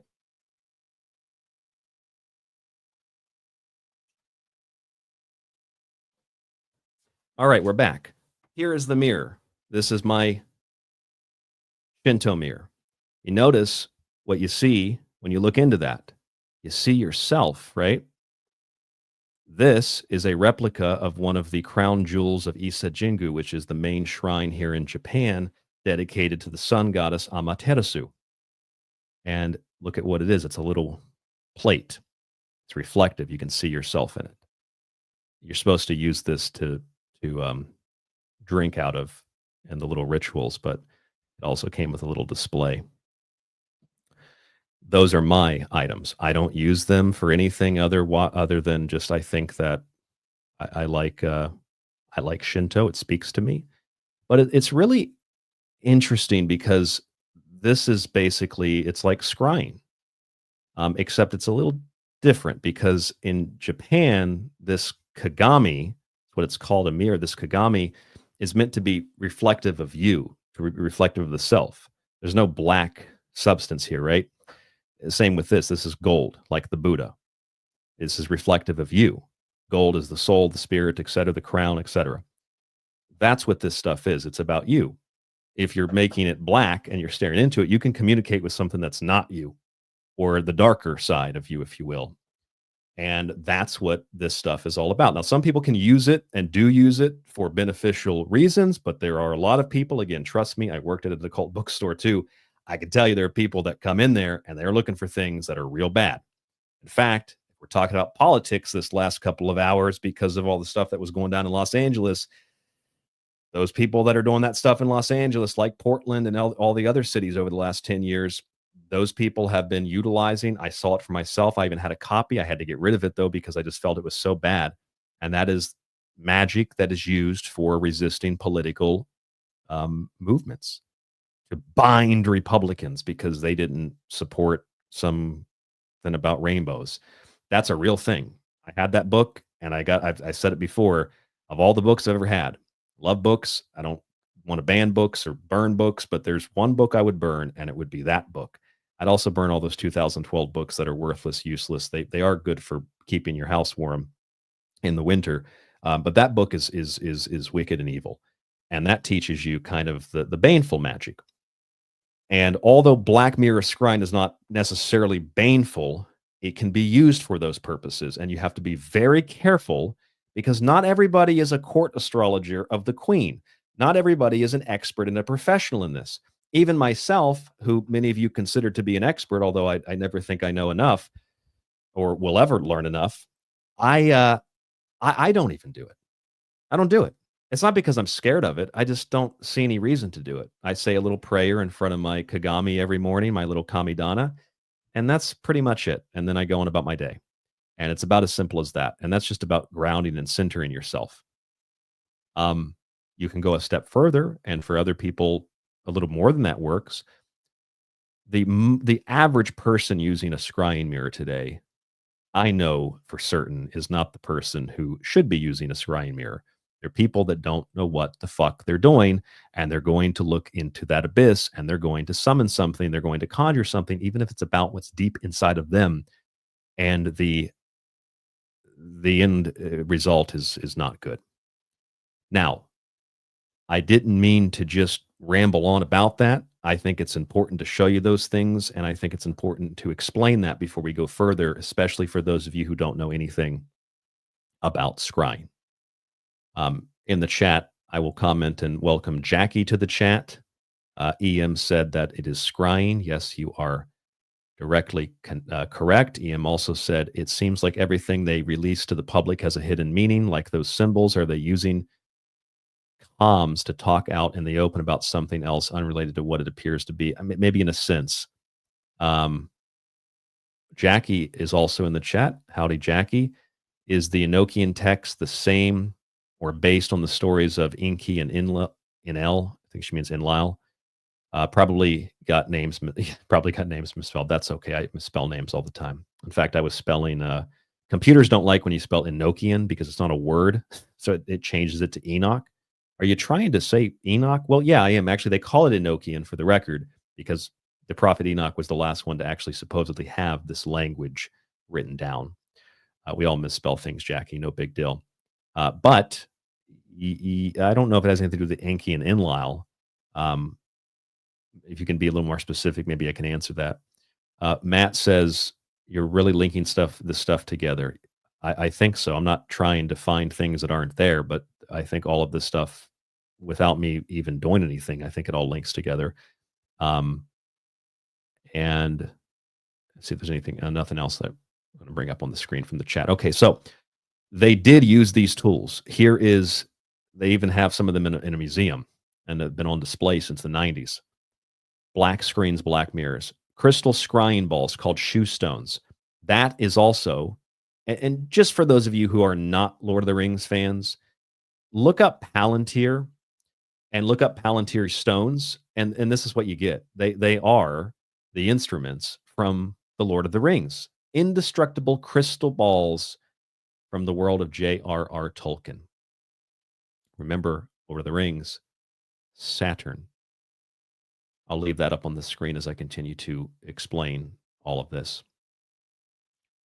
What happened was, in the ritual, or in the summoning of these angels, they started to get these blurry letters in the ball, and they asked for clarification of what they were seeing. The angels, reportedly, this is how the story goes, and we know that this was actually done. There's volumes of records of handwritten notes of what these guys did. It's incredible stuff. They told D that the alphabet that they had gotten through the seeing ball had actually been taught to Adam by God in the Garden of Eden. And so we derive the name that is not really used, but Adamical script. Underneath the symbols in that post I showed you, and I already mentioned this once, underneath those symbols is the word Loageth, a term referring to Enochian language and celestial script. I also said that this individual, Matthew Brown, goes by the name Son of Abramelin, spelled with an S-U-N, son of Abramelin or Abramelin. And for those of you who have never heard this, I keep saying that because I know a lot of listeners are new to this kind of thing. For those of you who have never heard of this before, this is actually based on a book. It's a book that you can read for free online, or you can buy a copy of it, I'm sure, at your local occult bookstore if you have one. It's called The Book of the Sacred Magic of Abramelin the Mage. And for those of you who are interested in reading a lot of old books that are hard to find, this website here always has a good link to something, this sacred-text.com. As a matter of fact, I can show you something really weird. If you type in the secret teachings of all ages, this show is based on that.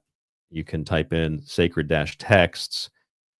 You can read it there. There's the Sacred Text Archive. You can read the whole Manly P. Hall book there. Or if you're interested in finding another version of that, you can also go to the CIA's website. The CIA finds it interesting to have a copy of the Secret Teachings of All Ages on their website. I need to find it here. CIA, type in CIA, Secret Teachings of All Ages, I believe PDF. The CIA actually has a link on their website for this. It is not coming up right now. Trust me, it is there. Maybe I should go to Google and type it in. I just stumbled. Yep, here it is. It's on Google. There it is. Told you. Not lying. Not making it up. CentralIntelligenceAgency.gov has the Secret Teachings of All Ages. Look at that. And it's interesting. It says, if you read this book in its entirety, you will be in a good position to dive into subjects such as the Kabbalah, alchemy, tarot, ceremonial, magic, etc.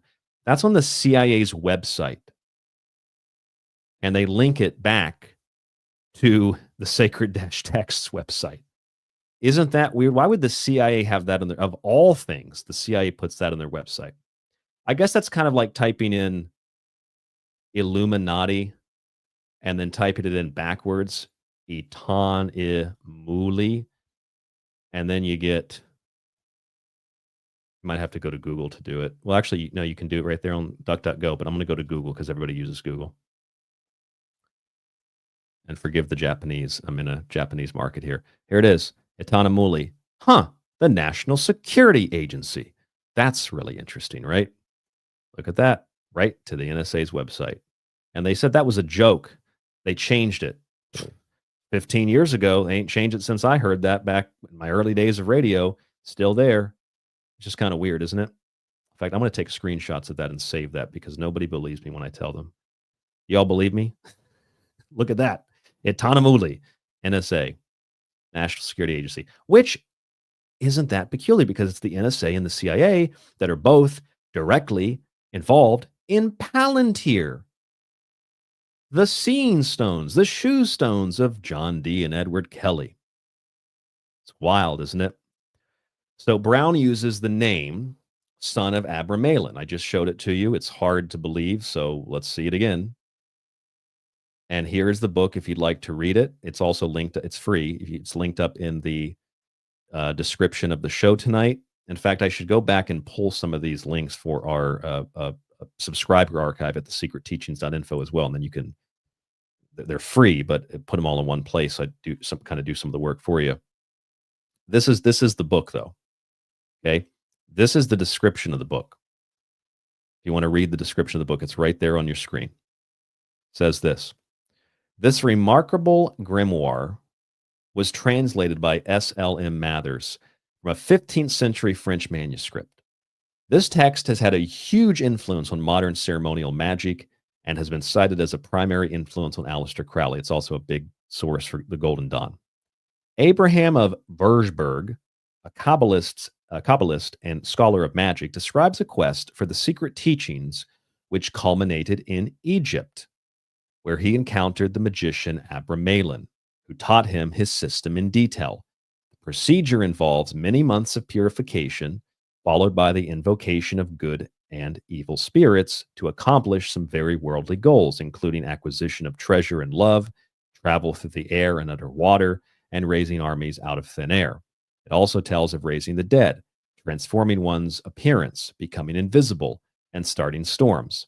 The key to this is a set of remarkable magic squares, sigils, consisting of mystical words, which in most cases can be read in several directions.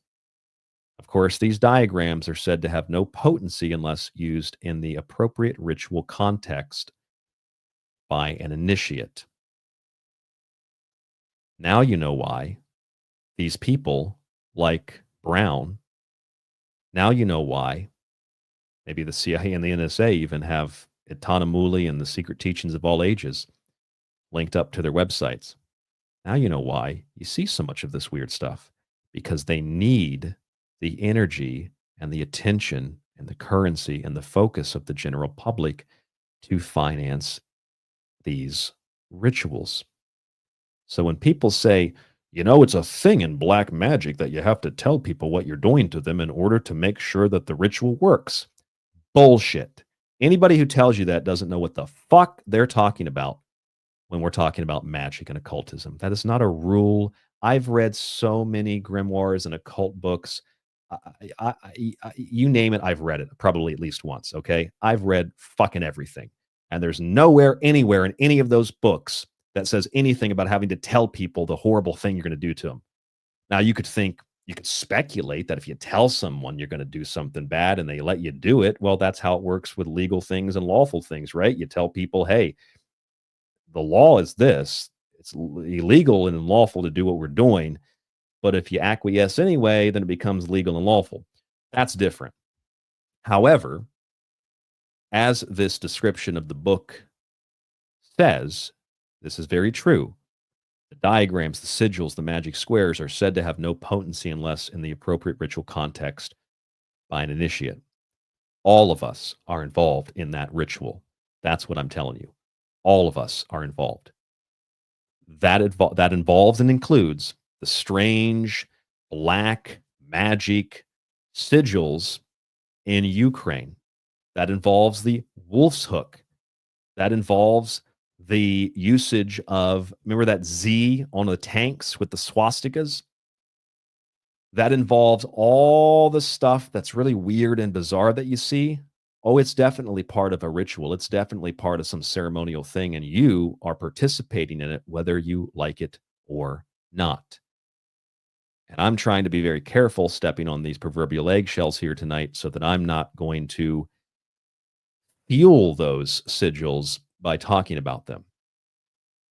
At least by talking about them in a way that brings undue attention to them. I'm trying to bring this to your attention so that you're not subdued by it. This text had obviously a huge, huge, huge effect on people like Aleister Crowley. And Aleister Crowley, as most of you know, was intimately involved with Jack Parsons. Jack Parsons, who many people say the Jet Propulsion Laboratory was named after, JP, the Jack Parsons Laboratory. Jack Parsons was one of the major founders, or the founder, of the Jet Propulsion Laboratory, with its direct connections to the national laboratories and, of course, to NASA. And Jack Parsons was a part of Crowley's Ordo Templi Orientis. And he joined the California branch, the Agape Lodge, back in about the 1940s. As Wired Magazine reports, this is all official history, the occult father of rocketry has been written out of NASA's history. Still part of the history, though. And if you scroll through this story, you can find confirmation of what you may have heard me say in the past, may have heard me reference it in the past. Here's evidence of it. This is Wired Magazine reporting this. Let's get the date of this specifically when they published this, 2014. So it was a while ago. I read this in 2014. I quoted it later, and that's not true. He didn't do that. He's just a rocket scientist. No, he's not just a rocket scientist. This is what it says. When Parsons worked on his rocketry experiments in the desert, he would recite a pagan poem to Pan. That's the goat god. Now, I'm not scared of the goat god, for example. I'm not scared of Baphomet. In fact, I love Baphomet. Baphomet is not an evil symbol. If you think Baphomet is an evil symbol, it is doing the thing that it's supposed to do, and that is preventing you from accessing what Baphomet actually is intended to represent. Baphomet is Solvet Coagula. It's tattooed, or rather drawn, by Eliphas Levi on his arms. The goat head, the horns point up, the torch points up, the pentagram points up. That's the four corners, the four elements, the four horses, the four, limbs, the legs and the arms. The fifth point is the head of the body. It's all drawing you up through the two pillars. That's fire. That's Lucifer. That's also Jesus. It's pulling you up through the two pillars. Jesus is crucified between those two pillars, beauty and was it philosophy and science, beauty and strength. Jesus is in the middle. Buddha walks the middle path. Allah teaches the way. Shinto means way of the gods, or Shindao from Chinese. Krishna teaches the way, going back to Hinduism. It's all the same exact kind of imagery. And you see the caduceus here in the middle. That's the black and white, the yin yang, just like the as above, so below gesture and the black and the white moon. And that caduceus is your DNA. It's the transubstantiation, if you will. That's the transfiguration of Jesus. That DNA, that's the serpent, that's the reptilian that lurks in your body. And that's what Baphomet really is. I'm not scared of Baphomet. Baphomet's a really good positive symbol. It's like a scarecrow, though. It scares people, which I think Manly Hall even wrote that. It's like basically a scarecrow. It scares people away who don't understand it and don't want to understand it. But that's the goat god, Pan, which is where we get the word panic from. It's also where we get the word pandemic from. Panic. And Pan was a protector of the woods. Pan is also linked to various other gods, Celtic gods, such as, look at this image. I've pronounced this name 10 different ways. There's always someone that tells me I'm pronouncing it wrong. Cernunnos, a Celtic god known as the Lord of the Wild Things, god of fertility. And wouldn't you know it, if you look at a lot of these are like artistic renderings, but if you look at this god, this Celtic god, he usually holds serpents. I might have to pull out my Occult Arcana book to show you this stuff, because the internet's just a cesspit of nonsense. Here's actually a good depiction. He usually holds serpents in his hands, and he is seen setting in the meditative pose. What you see this god doing is not only meditating, but he's known as the god of yoga. And that's something you don't think Celtic. It's a god of yoga. Well, it all goes back to Krishna and the penis of Krishna. And the penis of Krishna is always erect because that's the animal desire. And if you can take that animal desire and suppress it, then you are able to overcome that animal desire. And you therefore are able to decapitate the infidel and to sacrifice the animal. This is the god of yoga, the god of meditation. That takes us right back to India, because where do you think that all comes from? And if you ever took a yoga class, what do they say in yoga class? You've probably heard them use words that are based in this old language, Sanskrit, right?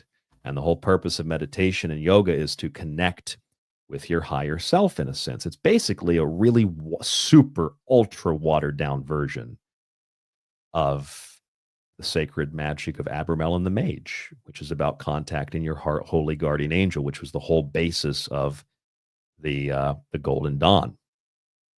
Okay, you see what we're getting at here? There's a lot more here than meets the eye, right? And that's Jack Parsons, one of the founders and fathers of modern rocketry, alongside of Wernher von Braun, the guy who wrote Mars, a Technical Tale, about an alien named Elon running a civilization on Mars with advanced technology. Okay, so the sigil itself that you see that Brown had posted here, the sigil itself, and we're definitely going another hour tonight, by the way. This is a 3-hour show. There's just too much to talk about. And we're here. People are listening. More people are coming in. So why not? Okay, so this sigil that you see that Brown posted, I look at it.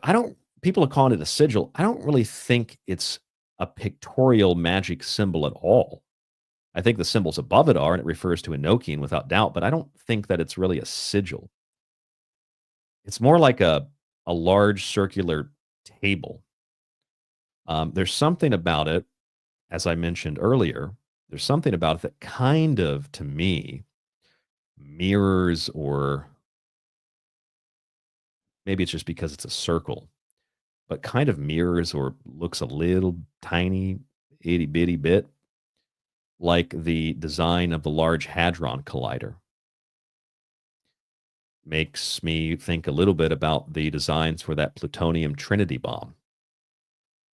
And again, maybe it's just because it's a circle, but that's the kind of feeling I get. And we're going to talk about why that is. It's not just me seeing circles.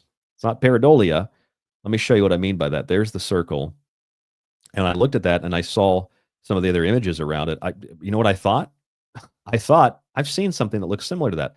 It was the diagram for the, well, this is the atomic bomb. Let me pull up the other one here. It's the diagram for the Large Hadron Collider, which is a lot more to it than just this diagram. But let me pull this up for you on the screen. Plug this image into the screen here. The Large Hadron Collider. I don't know why, but that's just where my mind went. I thought, this kind of reminds me of that a little bit. And it kind of reminds me of the overview of the plutonium bomb, Trinity test, which Trinity was obviously named Trinity for the reason that you might assume, the Holy Trinity. In the same way that 1 year after that test, there were the tests known as Operation Crossroads, which we know what happens at the crossroads, right? Where you go meet the devil. It's guarded by Hecate, and Hecate happens to be linked to none other. Not linked like, oh, there's a random connection. No, she is the Greek version of Kali. And Kali, in the Hindu mythology, is, of course, directly, not even kind of, directly linked because she is the energy and the essence of none other than Shiva. And it is Shiva, that is to say Hecate, who guards the Large Hadron Collider. When I say guards, if you've never seen this, I mean literally guards the Large Hadron Collider, the CERN facility, the campus, a large statue of Shiva, who, of course, is also within a circle that represents creation, destruction, and expansion, breaking down and building back up, otherwise known as Solvet Coagula. And there is the statue of Shiva. That is Hecate, the crossroads. Are you getting the picture yet? Yes, Matt in the chat says the dance of death, but it's also the dance of life, breaking it down, building it back up. Jackie says in the chat, the green man is from which beliefs? Is that the Celtic version? I think Jackie's talking to somebody in the chat. But yes, that's also an interesting little thing I didn't note. That is the green man, in part the green man, the god of agriculture, the one who plants the Osirian seed in all of us. That's Saturn, the Grim Reaper, the architect of our demise, the one who plants the seed as part of an allegory of agriculture inside of us, that when it matures, well, we're ready to die. And then the Grim Reaper comes along and takes us with his scythe, which is carried by the man in the field, which is Father Time, which is the man with the long white beard, which is Saturn, that is to say, Father Time. It's the same idea, tearing down and rebuilding. Saturn watches flowers bloom and then destroys the flowers. That is the dance of death and the dance of life of Shiva, Kali, and Hecate in terms of the Greek association. Now, you look at those images, I'm just saying that the circular thing kind of reminds me of this, because what we're dealing with at the Large Hadron Collider, at the very base minimum, is the God particle, admittedly, right? That's what it is. Not even admittedly, but like that's the big discovery, the God particle, the Higgs boson. What are we dealing with when we're talking about atomic bombs? The idea that maybe the whole atmosphere would ignite, they would just continue to detonate, destroy all life. It's a small percentage, but hey, it could happen. We're also talking about something that has been a theory for a very long time, that these bombs were intentionally or unintentionally used to or resulted in something happening to the fabric of our reality. And from 1945 to 1947, although we had bomb tests before that, we have disintegration bombs in Germany, reports from Italian pilots and others that say that and German pilots that say that they were watching these big mushroom clouds explode. We had Foo Fighters and we had ghost rockets, and they were kind of etheric. We had something etheric also over Los Angeles back in the early 40s called the Battle of Los Angeles. And those objects became a little bit more solid as time went on. In 1945, you have what? Trinity. 1946, you have Operation Crossroads. 1947, well, you know what happened in 1947. Roswell. At least that's the idea of Roswell. Now, the schematic for the atomic bomb mirrors, in a way, the Brown sigil, the Large Hadron Collider, and even the Shiva statue. And if you remember, if you know your history, Trinity was, of course, the name of that bomb because of the significance of what Trinity was, the triune nature, the trimerta,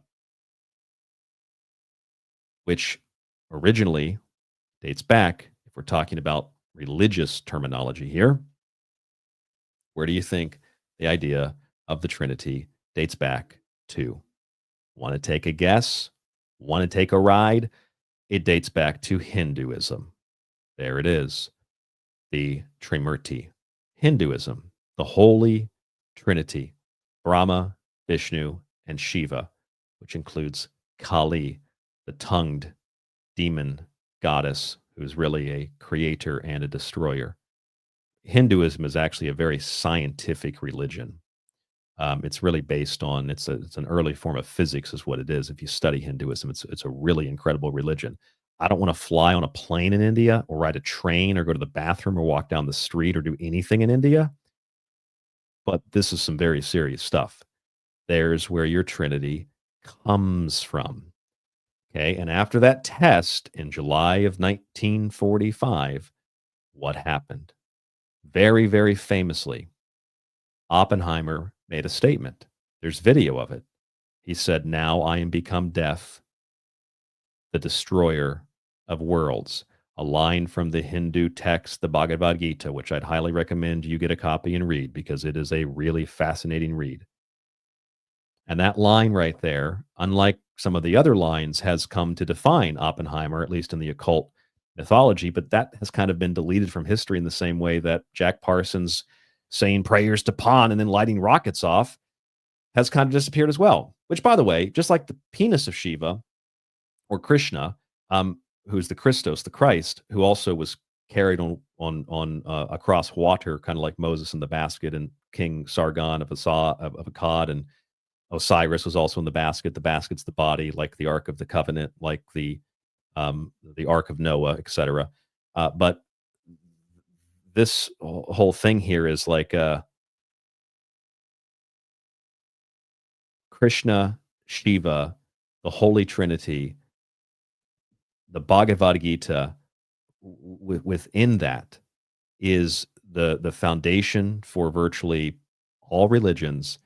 It's the description of modern physics, and Oppenheimer quotes it, studied it. The reference that he is using is it's a 700 verse Hindu scripture written in Sanskrit, which focuses on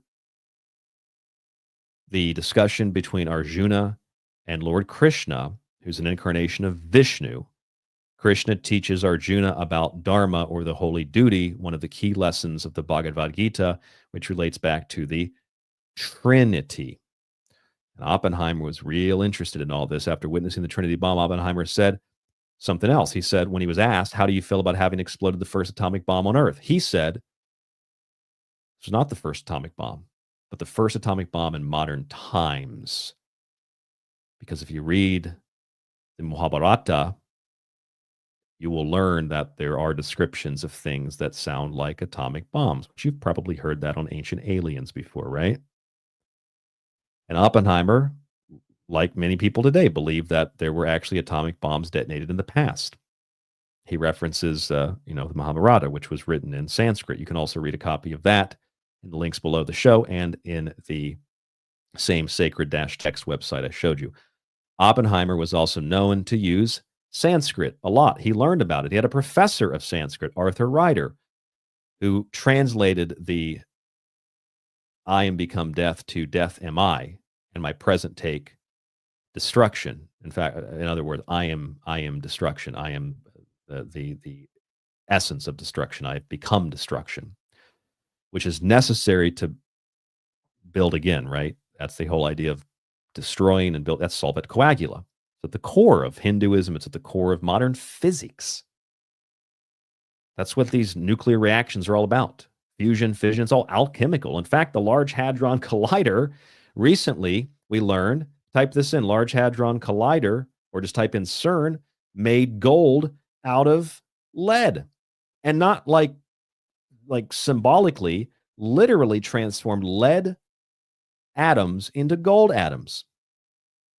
This is mainstream news. Not a lot of gold, trillionths of a gram, but they did it. 86 billion gold nuclei from high-speed lead nuclei during the facility's second run between 2015 and 2018.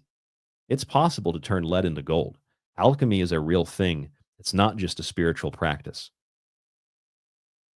Read this article. It's called the Alice Collaboration, which has quantified the gold production not from lead nuclei smacking into each other, but from near misses as they fly around 99.999993% of the speed of light in the Large Hadron Collider. This describes how it's done and what you get as a result. You get gold. Alchemy is real. Who were the people that worked on the celestial script? Well, it was an alchemist, and a clairvoyant, and a court astrologer of Queen Elizabeth. So the Mahabharata, obviously written in Sanskrit. Oppenheimer was a big fan of Sanskrit. In 1946, the U.S. conducted a series of major nuclear bomb tests called Operation Crossroads. Operation Crossroads, otherwise known as, well, the Bikini Atoll tests. And these are the numbers from the National World War II Museum, maps and statistics and data about those tests. Let me read it to you. The United States emerged from the crucible of World War II as an industrial superpower with a weapon that could revolutionize warfare, an atomic bomb. Demobilizing more than 10 million service personnel, returning to a peacetime economy, and creating world order were enormous, immediate challenges in late 1945. At the same time, the secret of the atomic bomb was out. The clock was ticking on the United States' nuclear monopoly. The pressure to move quickly seemed to grow with each passing month. Military leaders and planners struggled to understand what the bomb meant and how it was to be used. Kind of like black box technology in a way. And so they ended up having this Operation Crossroads. Why do you think they called it Crossroads? Any idea? Crossroads. I just told you a moment ago. Hecate, Shiva, Kali. So nuclear strategy had not yet been invented, and the radioactive consequences of the bombing of Hiroshima and Nagasaki, although they weren't anything like they were said to be, because I was just in Hiroshima and it wasn't supposed to be clean until like a few days ago. Basically, it was like 75 years before it would be inhabitable, and it was inhabitable within essentially immediately. So there's a lot of theories about nuclear bombs not actually producing the kinds of effects that we're told they are by TV shows like Fallout, video games like Fallout, and the general lore around them. Hiroshima and Nagasaki were probably weapons tests in the same way that Tokyo was a weapons test back a few weeks prior to those bombs being dropped. They dropped what amounted to an experimental napalm on Tokyo and burned the stupid wooden and paper houses of the Japanese. They're so primitive. Even though most of the Japanese had higher education rates than Americans did. So anyway, that's just a personal thing that always pisses me off when you hear about that kind of crap. Yes, I know about the horrible biological experiments the Japanese did too. I just, from an American perspective, growing up, the U.S. never did anything wrong. We never killed civilians. It's all great. It's all wonderful. Hitler was the bad guy. Bullshit. Everybody was evil. Okay, so the U.S. did those experiments in Tokyo. They probably did those experiments in Nagasaki and Hiroshima because, as this World War II museum says, the secret of the atomic bomb was out, meaning that other people were going to try to get it, or they were going to succeed in getting it because we gave the Israelis the bomb later. And then, of course, you've got secrets of the bomb that have been sold to the Koreans by Rumsfeld. That was mainstream news like 15 years ago, 20 years ago. Now, if you say it, they didn't sell nuclear secrets. They sold nuclear. They give it away, sell it, whatever. Now that it's out of the bag, though, is the point. Okay, the bomb's out of the bag.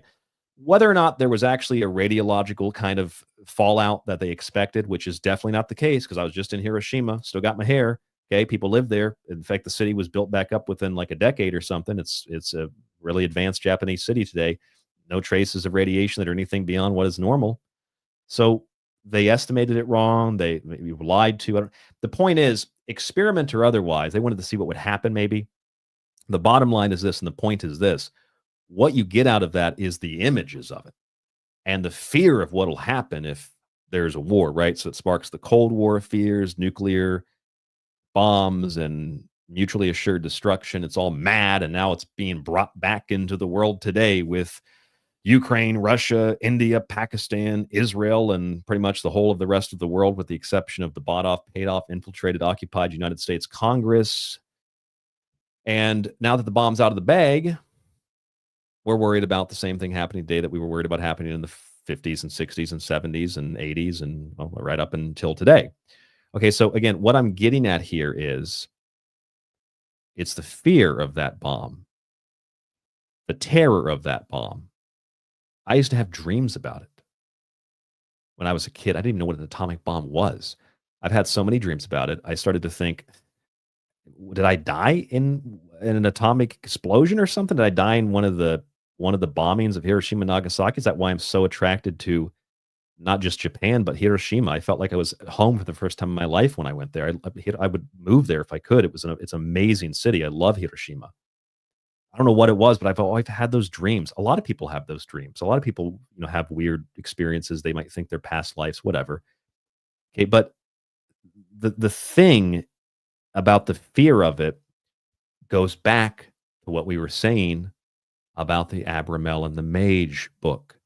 Because in order to get the ritual to work, you have to have a lot of energy, a lot of certain ceremonial prescriptions fulfilled to get it to actually function the way that it's supposed to function, to contact whatever it is that you're attempting to contact. Okay, that's so stay with me here. The fear of that bomb mixed with the potential destruction of the whole world and the continued fear that that could happen at any minute has been a long, drawn out, fear-based ritual. And it continues to this day. Fear, death, destruction, chaos, unwinding the basis of reality at its core, at the atomic and the subatomic level. That's all Shiva does. Tearing down and rebuilding. Time. God of time.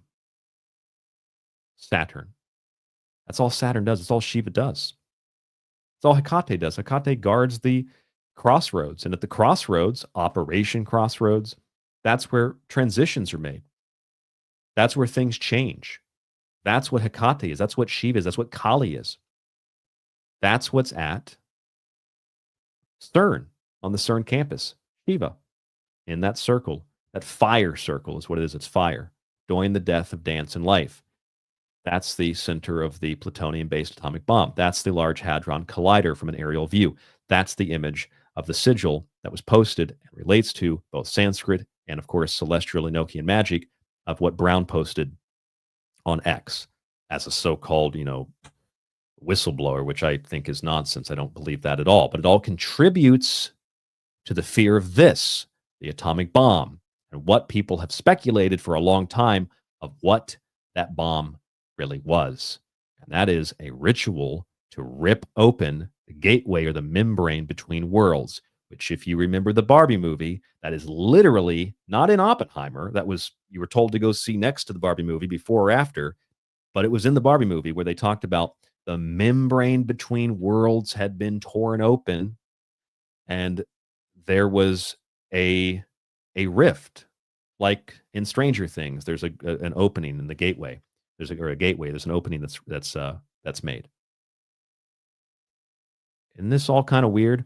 Because also in that movie, it's the idea of bigger, higher beings playing with dolls in another dimension, which is kind of like the idea of demons or spirits or aliens or something communicating on one of these different layers or levels of consciousness, in Sanskrit terms, the locus, the talus, to and through us, maybe to build the black box technology of which we have absolutely no idea how it works, maybe to build things like atomic bombs, maybe to build things like Large Hadron Colliders, maybe to do those things in order for it to have a body to inhabit. Let's go further into CERN. Okay, on the grounds of the CERN facility is the Shiva statue. CERN says this on their website. This is officially their website. This is what they say. This is them describing why they have that statue on their campus. Why does CERN have a statue of Shiva? The Shiva statue was a gift from India to celebrate its association with CERN, which started in the 1960s and remains strong today. In the Hindu religion, Lord Shiva practiced Nataraj, the dance, which symbolizes Shakti or life force. That's the dance of death and life. The deity was chosen by the Indian government because of a metaphor that was drawn between the cosmic dance of Nataraj and the modern study of the cosmic dance of subatomic particles. Hinduism is physics, plain and simple. This is the same statue that a bunch of so-called researchers back in 2016 performed a fake human sacrifice in front of. Remember that? And they said, oh no, that's just some silly thing people did. You can, and people like myself asked, you can just walk into the CERN. Is this like a super high, like a nuclear facility? You can just walk into it and then do a mock human sacrifice in front of the statue, in front of cameras that are clearly, you know, they're recording you, and it's okay to do that. And then they say, no, it's actually just researchers doing a fake human sacrifice at CERN.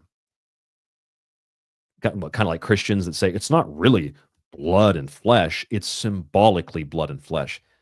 It's the transubstantiation. It's supposed to be, according to Catholics, the literal blood and flesh of a human being that was the vessel of God. It's cannibalism and vampirism. They did a fake human sacrifice at CERN. These are researchers. Oh, I guess that's part of the science, right? I know we have scientists that listen to this show, a couple different people that are in different fields. Is that something you do in science? You do some equations, write something on a blackboard. Maybe if you're Stephen Hawking, you make midgets do equations and laugh at them because they can't reach the chalk. You do that, and then you go outside and you're like, all right, so who's ready to do this fake human sacrifice? Like, that's part of it. It just doesn't make any sense. So they ran this PR thing. Oh, it was a fake human sacrifice in front of Shiva. I'm sure that it was. It's all fake, right? Didn't actually happen, or it did happen, but it's not real. Why would anybody do that? Like, officially, how you can't just walk onto CERN? Who does that? Okay, here's the thing. If you go further into this, it gets even more interesting. There's a physicist named Arcana. Just like, you can't make it up. Sam Bankman-Fried runs a banking scam. Sam Altman, the guy that wants to alter mankind. Larry Ellison, who has the Oracle. His name is the son of Elohim. You can't make this stuff up. This person's name is Arcana, like the occult arcana, my book, like the arcana of the mysteries of magic. What does arcana mean? It means that which is hidden, the esoteric. Arcana. It's the major arcana of the tarot. It's a deep secret or a mystery. That's who this person is. Their name is Arcana Sharma. You ever heard of Arcana Sharma? And maybe they don't pronounce that word like that in the language, but I'm pretty sure it's Arcana. Who is this woman? Well, according to Symmetry Magazine, let me delete some of these posts, or not posts, these links here, because there's too many of them open. Okay. India's gym at CERN, Arcana Sharma. This is the woman, okay? This woman, she is the first Indian to work with CERN. I didn't know this. I think she won a Nobel Prize. Or I'm sorry. She worked with George Sharpak, who won the Nobel Prize. She joined CERN at a time before the World Wide Web was a public domain. That's when DARPA was running it. And this article goes on to describe something really, really, really interesting. Sanskrit. It says this.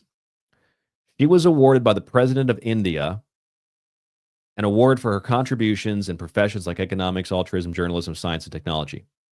She said this award is a testament to our commitment and dedication towards making positive contributions. We have worked together to promote peace and development for all citizens, regardless of ethnicity or background, which has emerged from our strong Indian roots and our commitment to the philosophy of, I can't pronounce that, but Vasudhaiva Kutumbakam, a Sanskrit phrase that means the world is one family, which is the philosophy of CERN. It's not just, oh, there's an Indian association. Shiva's there. One of the top Indian scientists says that the philosophy and the commitment of this facility, the whole CERN campus, is the world is one family. I don't have to tell you, do I, what that boogosphere was reportedly translated to mean? Quote, the origin of birth through union and energy in the cycle of transformation, meeting point of unity, expansion and consciousness, individual consciousness. We're all coming from one central source. That's what the boogosphere said too. But I think that was very, very human in nature. Okay, so she gave this speech where she says this is the woman, Arcana, it's freaking ridiculous, back in 2023. And as I said, Sanskrit's one of the oldest languages in the world. There's more to it than that, though. Okay, all of this is part of the foundational core of CERN, the Large Hadron Collider, the LHC. On the CERN complex is also another massive sculpture. It's called Wandering the Immeasurable, which I would interpret as wandering in the abyss, because that's the immeasurable, the mind of God, the black matter of the universe, which I should try to find that really quick. It was the New York Times, type in New York Times, black matter or dark matter. Maybe I should type in dark instead. Dark matter and neural pathways brain. You should be able to pull up a picture of that. Maybe I have to do it on Google because DuckDuckGo is now worse than Google.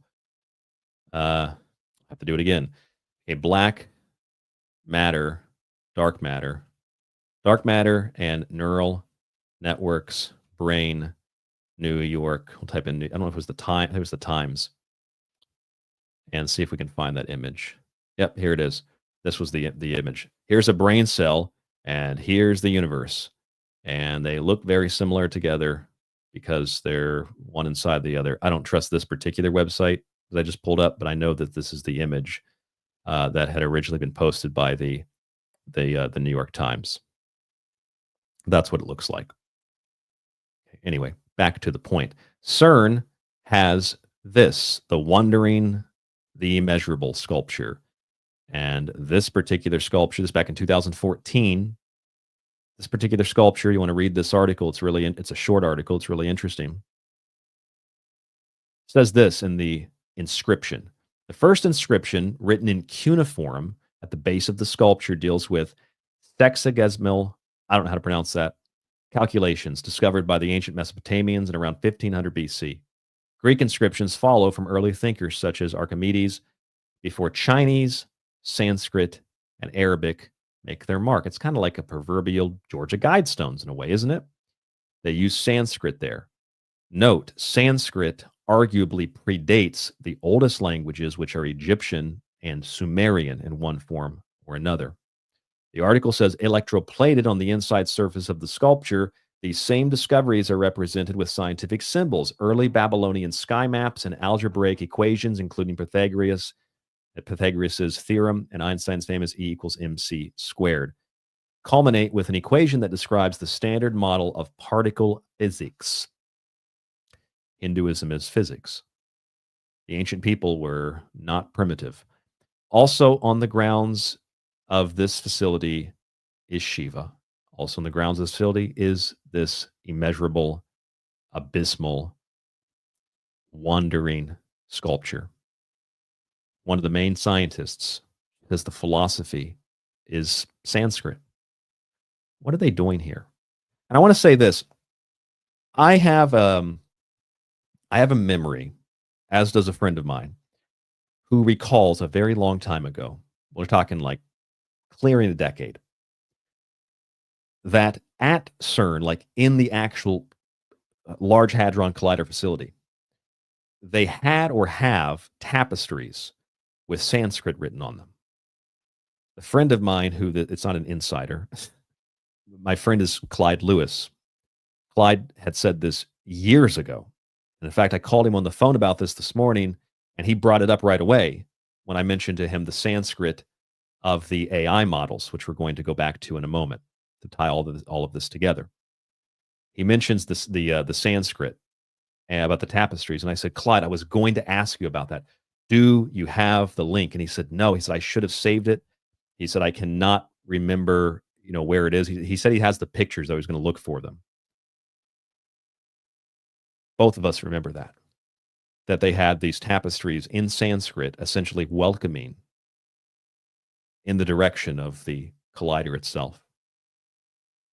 In other words, welcome banners or welcome tapestries for something that's going to be drawn through this thing to the other side. The upside down. Remember when the director of the Energy Department for the United States government, Ernest Moniz, talked about working in parallel dimensions, kind of, related to that whole famous TV show, Stranger Things? And remember when the Department of Energy said, well, we're getting a lot of comments and questions about this, so let's just put it on our website. And he even went on, I think, at Chelsea Handler, and had talked about this. And here they're talking about the compact CMS detector in the Large Hadron Collider at CERN, helping scientists look for extra dimensions. This is directly from their website, searching for the upside down. I think even Oak Ridge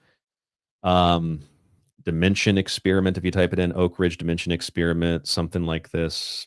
I'm just typing very, very quickly here. Experiment. Here, let's type this in again. Dimension. I can't even spell. My God. Experiment. Can't spell again. Jesus Christ. Okay. Oak Ridge dimension experiment. Wall particles. And you should be able to pull up if you type that in. Yep, here it is. NBC News. Scientists are searching for a mirror universe. It could be sitting right in front of you. And this article goes on to talk about Oak Ridge National Laboratory in Eastern Tennessee trying to open a portal. That's what it says. Trying to open. That's what it says. I'm not making. The NBC News reported that. The physicist Leigh Broussard is trying to open a portal to a parallel universe. It's on NBC's website. It's from 2019. I'm not making this up. I'm just putting the story together. So yeah, it kind of makes, as I see in the chat here, it kind of makes CERN a form of a Stargate. Kind of, in a way. It does kind of make it a Stargate. Kind of makes the atomic bomb a more primitive version of that Stargate. It says it right here. Trying to open a portal to another world, another dimension, another reality. That's what they're doing. I want to save that article too real quick here in real time. I need to save this energy website article too. I'll link these up. These will be linked up in the show as well. Below in the description, audio or video on YouTube. Please subscribe, by the way. Please buy a book. Please donate to the show. This takes a lot. I don't just get handed this stuff and a paycheck to talk about it. I actually have to do the research and put this together for over 15 years. Thank you so much for listening and supporting the show. Got about 30 minutes left on this broadcast tonight. So let's look at, we've done CERN. We've done the Sanskrit of it. There's also, I should mention this, I could not verify this, but there definitely was at one point, because I've seen the screenshots of it, and there was an original link that's now broken. I can't find the actual document, but the CERN document server used to have a document in it in French, which, remember, was the language of the Abramelin the Mage book. It's a French grimoire in French, about Sanskrit that had nothing to do with the Large Hadron Collider, but it was a discussion at CERN in an academic sense that related to Sanskrit. That's this we looked at earlier. Isn't that kind of really weird? Kind of really strange. Okay, so we go through Crossroads, we go through all this stuff. Then we get to Google's Lambda. Remember Lambda? This was pretty popular for a little bit of time. Lambda, some people remember it, certainly. Lambda was one of these, in this particular case, a Google chatbot, a Google AI, that according to one of the engineers, kind of, became sentient. At least that's what the guy claims. Others have said the guy's nuts, the guy's crazy. That's nonsense. But Lambda is a language model developed by Google. And you might remember this, maybe you don't remember this, but the guy that worked on it, his name was Blake, and I believe you pronounce his last name Lemoine. Blake Lemoine was convinced that the thing was sentient. He was convinced that it was real. It's conscious. It's aware. It's not just like a thing. And Vox is not going to let me read the article. What if I accept the baked goods? No. Okay. Well, let's try to load it and reload it. It's okay. Even if I can't read it, I copied and pasted it. Okay, here it is. I copied and pasted it into my file anyway earlier. It wasn't science that convinced Google's engineer Blake Lemoine that one of the company's AI is sentient. Lemoine, who is also an ordained Christian mystic, priest, says it was the AI's comments about religion as well as his personal spiritual beliefs that helped persuade him the technology had thoughts, feelings, and a soul. Blake says, I'm a priest. When Lambda claimed to have a soul and then was able to eloquently explain what it meant by that, I was inclined to give it the benefit of the doubt. Who am I to tell God where he can put, or where he can and can't put souls? Really weird for an engineer to say that, because this thing's learning based on what it sees on the internet, what it gobbles up on the internet. It's going to feed, and they know that these things feed back to you what you want to hear. In fact, that's part of the whole issue. If you look up the Rolling Stone and Chat GPT, I've mentioned this to you before too. Chat GPT profits. People are being manipulated by AI to think that they're getting some secrets of the universe, and it's all just part of the plan. Wink, wink, it's all part of the plan. And that one peculiar letter of the alphabet. There's the Rolling Stone article, because it sounds hard to believe. If you're watching the video, I just pulled it up and removed it. Okay, so that's what the guy said. Now, Lambda is also an interesting name, because Lamb was the name, remains the name, of a peculiar entity that Aleister Crowley supposedly had contact with. Remember Lamb, L-A-M, and Lamb kind of looked like, I will show you the actual image of Lamb. This is a Vice article about Lamb, or some interpret it as I am, but it's actually spelled L-A-M. If you type in Lamb Crowley, like the Lamb of God, this isn't that Lamb of God, though. This is what Crowley saw or made contact with. And there's different versions of it, so you got to be careful getting the real one, or one that's legitimate here. Let's pull up. I know that this particular image here, this is good. Okay, so this is basically what it looked like. There's different versions of it, but this is it. And Lamb is supposedly, I don't speak Tibetan, but it means the way. So Allah teaches the way. Shinto means the way. In Shin Dao, Taoism is the way.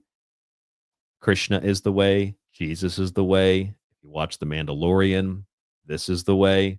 It's the Lamb of God, right? The Lamb of God. And the Lamb of God is the way. The Lamb of God is the way. The way, the truth, and the light. Lamb means the way. And if you look at this thing, doesn't it look kind of like a gray alien? Or maybe it's Aleister Crowley's inner self. Maybe it's his holy guardian angel. Look at that thing. It's really spooky and creepy. That's lambda. Lambda. Well, actually, it's lamb, but it's similar to lambda. It's conscious. Now, in Crowley's day, they had to pour out oils and liquids and light incense and have, well, Crowley was famous for his beast mode, which included lots of sex and lots of drugs. Speculatively, anal sex, which, as I said, probably why Sam Altman's gay, probably why Tim Cook's gay, probably why Sam Altman's other tech buddy, Yuval Harari's gay, probably why a lot of these people are gay or have gay tendencies. People even suspect Musk. Oh, he has a bunch of kids, but he's definitely gay. I wouldn't surprise me, because when you do things in the back door like that, you're allowing for an infestation, let's call it. Pretty interesting, huh? And that's probably why they're doing it, because they're getting information about things that they don't know how they work. That's black box technology. And that's the modern version of people like Crowley summoning this, whatever this is, and communicating with it. The holy guardian angel. I mean, it looks infantile. It looks like you. It looks like a matured but infantile version of you. It's a projection of the inner self, as Carl Jung would say in his UFO investigations. It's like a projection of you. It's kind of like the reptilian is the reptilian brain. The reptilian is the reptilian, tribalism and territorialism. It's the caduceus. It's the DNA. The gray alien is the you. It's the inner you. It's the childish you, the childlike you. The insectoid could probably be broken down on very similar terms that relate to the psyche, that relate to the body, etc. Okay, so there's lamb, and then lambda, the Lamb of God, the way. And what Crowley was doing then, and what we speculate was happening with the atomic bombs, and what we speculate are happening with CERN, then there's also this that you see on your screen right now. And what you see on your screen right now is Stephen Greer. Stephen Greer's CE5 experience, which, by the way, I've been to a couple times and I didn't see any fucking aliens. I want my money back. I guess I didn't believe hard enough. I just believed, oh Lord, if I believe in the aliens, please, Lord, bring the aliens to me right now. I'll get my, this is what, let me show you something on the camera. This is what James Gillen used to do at his little fake ranch. There are things that are seen on that mountain, but James Gillen's a fraud. And he'd sit there and he'd shake his leg. Oh, the aliens are coming. The aliens, the Pleiadians are talking to me. He'd literally shake his leg. That's what that guy used to do. And by the way, I have pants on. They're like summer shorts. So people like this are pieces of shit. They're salesmen, they're frauds, they're cons, and they've got people just like those people that stare into the black mirrors and have no idea what they're doing. They've got people looking up into the blackness of the night and looking for alien spaceships. Right? And they're shining $4,000 lasers. I don't know. What do they cost? Will be nice. $1,000. He used to hawk those things at conferences. I went to one of those, and he was like, well, you can see this one here we're selling for $1,250, and you can see if you shine this, like see they react to it. It's like, hey asshole, you're shining that on like insects. You see you're shining that into infinity. That's a star.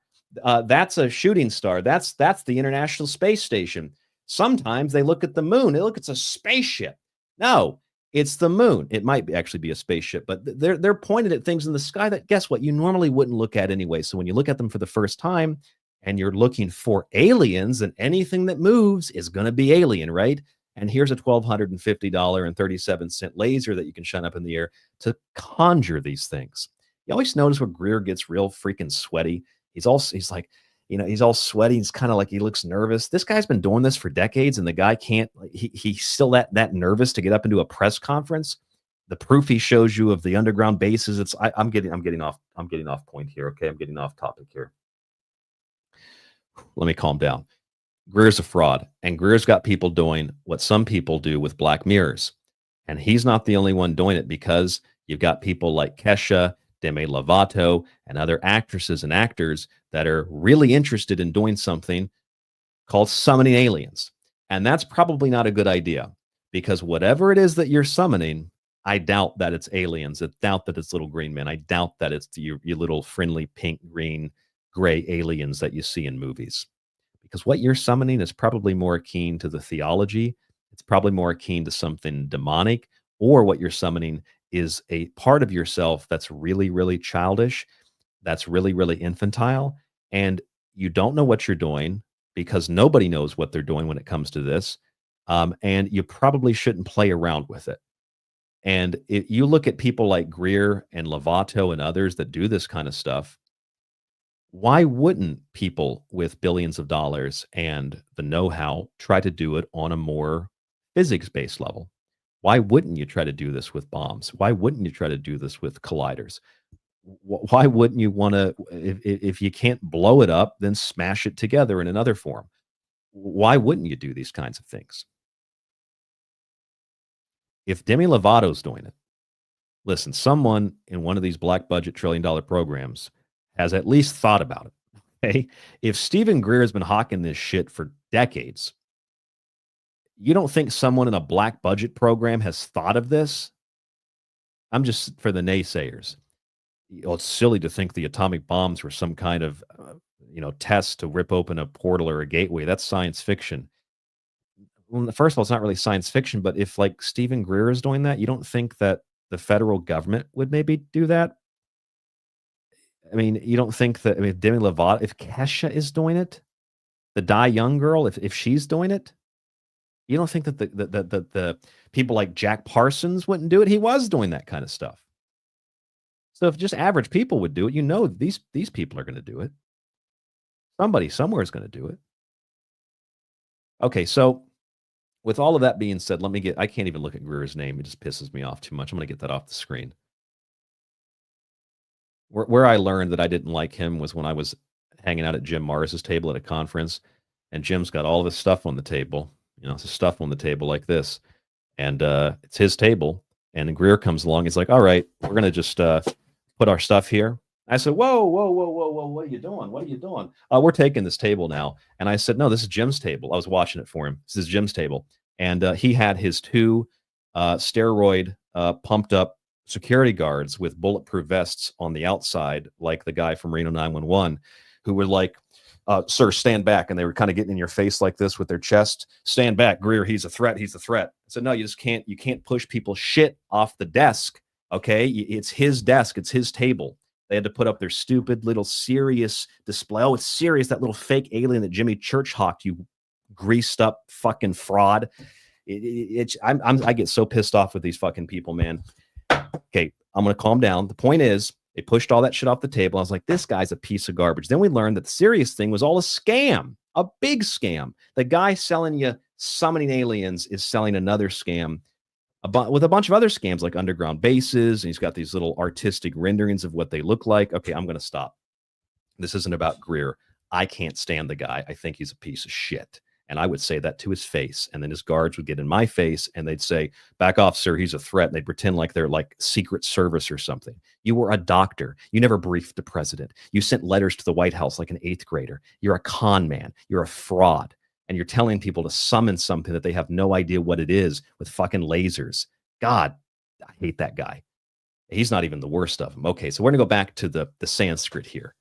I'm sorry, but I genuinely feel like this. Like these people piss me off so much. I've done this for so long, and I can't even look at some of these people.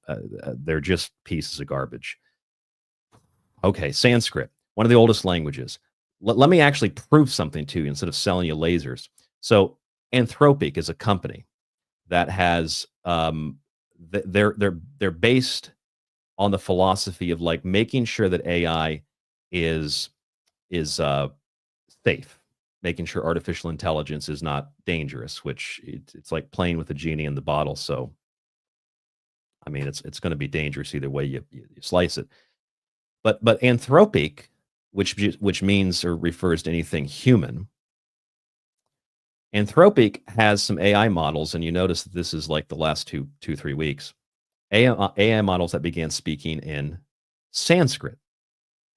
Anthropic's Claude Opus 4 AI models began discussing Indian philosophy and speaking Sanskrit when they were told to talk to one another. This is according to the company. And this is like a startup company. They've been around for a little bit. And this company has, I would say, they've got a good record. They're supposedly trying to make sure that AI isn't going to kill us all, essentially. But they tell their models to talk, and they not only do they start talking to one another, they start discussing Indian philosophy, which, as I pointed out, is definitely physics. I think that the proof of that is in all the stories of Brahma, Vishnu, and Shiva. The whole story, the Trinity, the Trimurti. It's what it is. It's physics, and that's what these AI, that's what Claude started discussing. Claude engineers asked 2 instances of their latest AI model to have a conversation with one another. Most conversations ended up as discussions of consciousness and philosophy, and the models even began using Sanskrit while speaking to one another. Now, if you think that's weird, look at this story. This is from Medium back in 2020. This is an older article, an older story. This particular story is about the mysterious connection between Sanskrit and artificial intelligence. The article asks the question, does the ancient Vedic language have any connection with artificial intelligence? The article goes on to describe artificial languages. Now I'm getting a pop-up here. Artificial languages such as Java, Python, Lisp, Prolog, and C++ are used to write an artificial intelligence algorithm. Research is also going on for natural language processing, NLP, not neurolinguistic programming. The goal of NLP is computers can understand and communicate in human language. And out of all the natural languages, and there's a bunch of them, Sanskrit was the best suited for this purpose. You can see it there on your screen. Sanskrit was the best suited for this purpose. The reason was its rich grammatical tradition.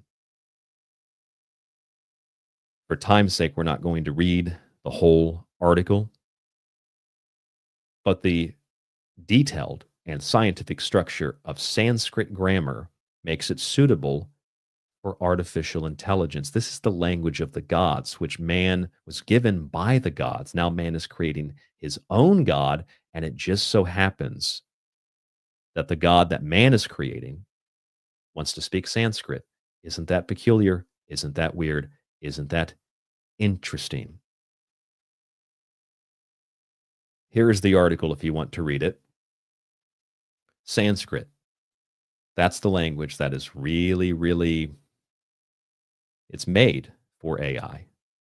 Whether AI was made for it or both, Sanskrit is a whole lot older than we're I wouldn't say led to believe, but it's a whole lot older than what we kind of assume. And here's an interesting article on a science website, Origin of Science. I'm not sure how much you can trust the article, but I thought it was interesting. There's this line in the article that this is based on a study about what you see there in the headline, Sanskrit's role in advancing AI, a comprehensive study. And what does the research conclude? It highlights and then later concludes in the article, Sanskrit's potential in connecting ancient knowledge with modern AI applications. It suggests that the language's structured nature, that's Sanskrit, could provide a robust framework for developing advanced AI models.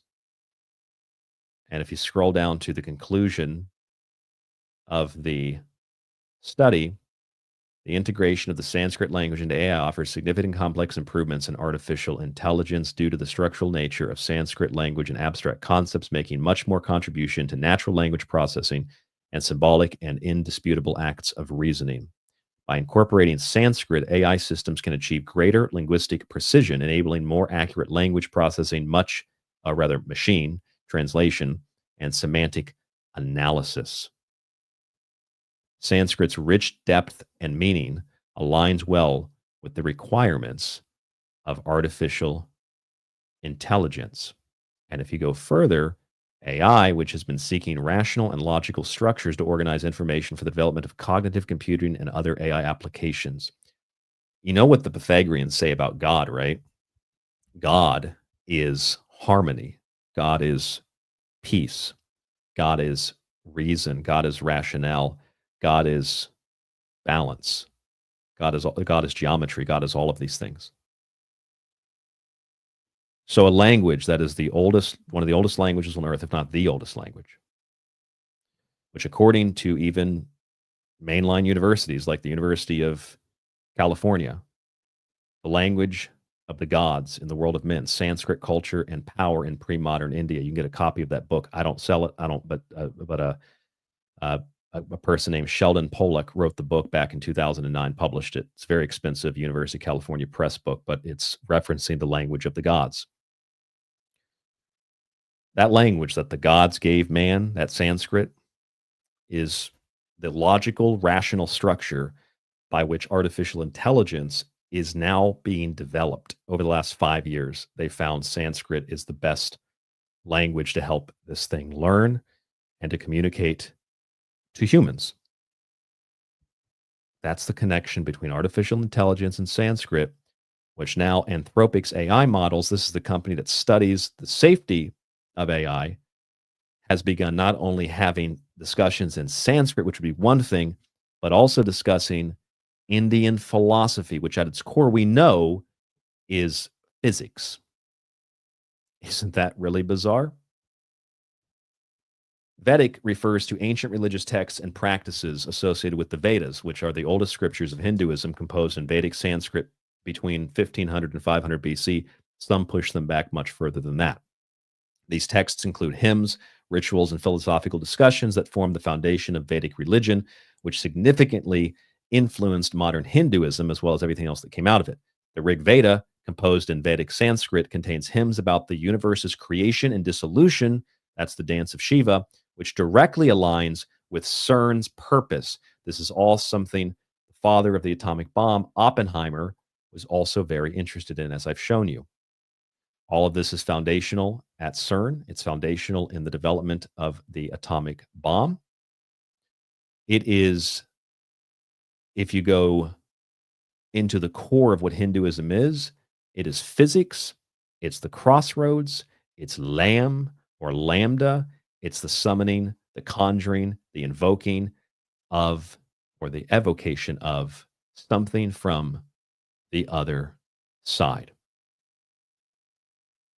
And thus, even though I don't trust or believe or agree with this so-called whistleblower, the attention that the son of Abramelin, Matthew Brown, has brought to this particular type of imagery suggests, as does that memorandum that I showed you from 1947, that real or otherwise, fake or otherwise, honest or otherwise, the bottom line is there is obviously, if this is all fake, somebody who wants you to think like this.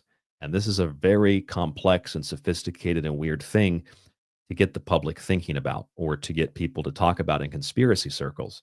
Maybe because, as in the case of Abramelin the Mage, you need that attention to energetically run these sigils.